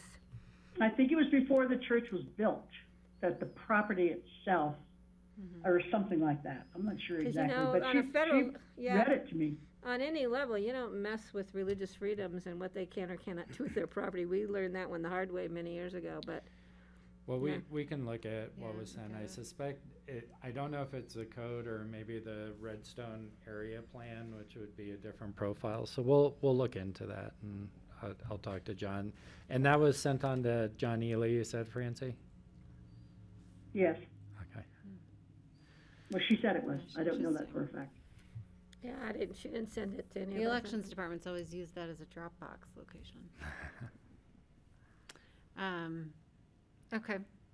Thank you, Francie. Other items? All right. Nice to work with you all today. Thank you to members of the public for hanging out with us during our work session. And we will reconvene next Wednesday, October 5th. And everyone, reminder to turn in your airport selections by Friday. Yep. All right. We don't have a meeting next Tuesday? Yeah, next Tuesday. Next Tuesday's Is that the 5th. Oh, I thought you said Wednesday. Sorry. I meant next Tuesday, the 5th. And Rich, I already sent you my list, so you right. got my list. Thank you all. Thanks, Grassroots. Oh, Francie, what about your son and the packet?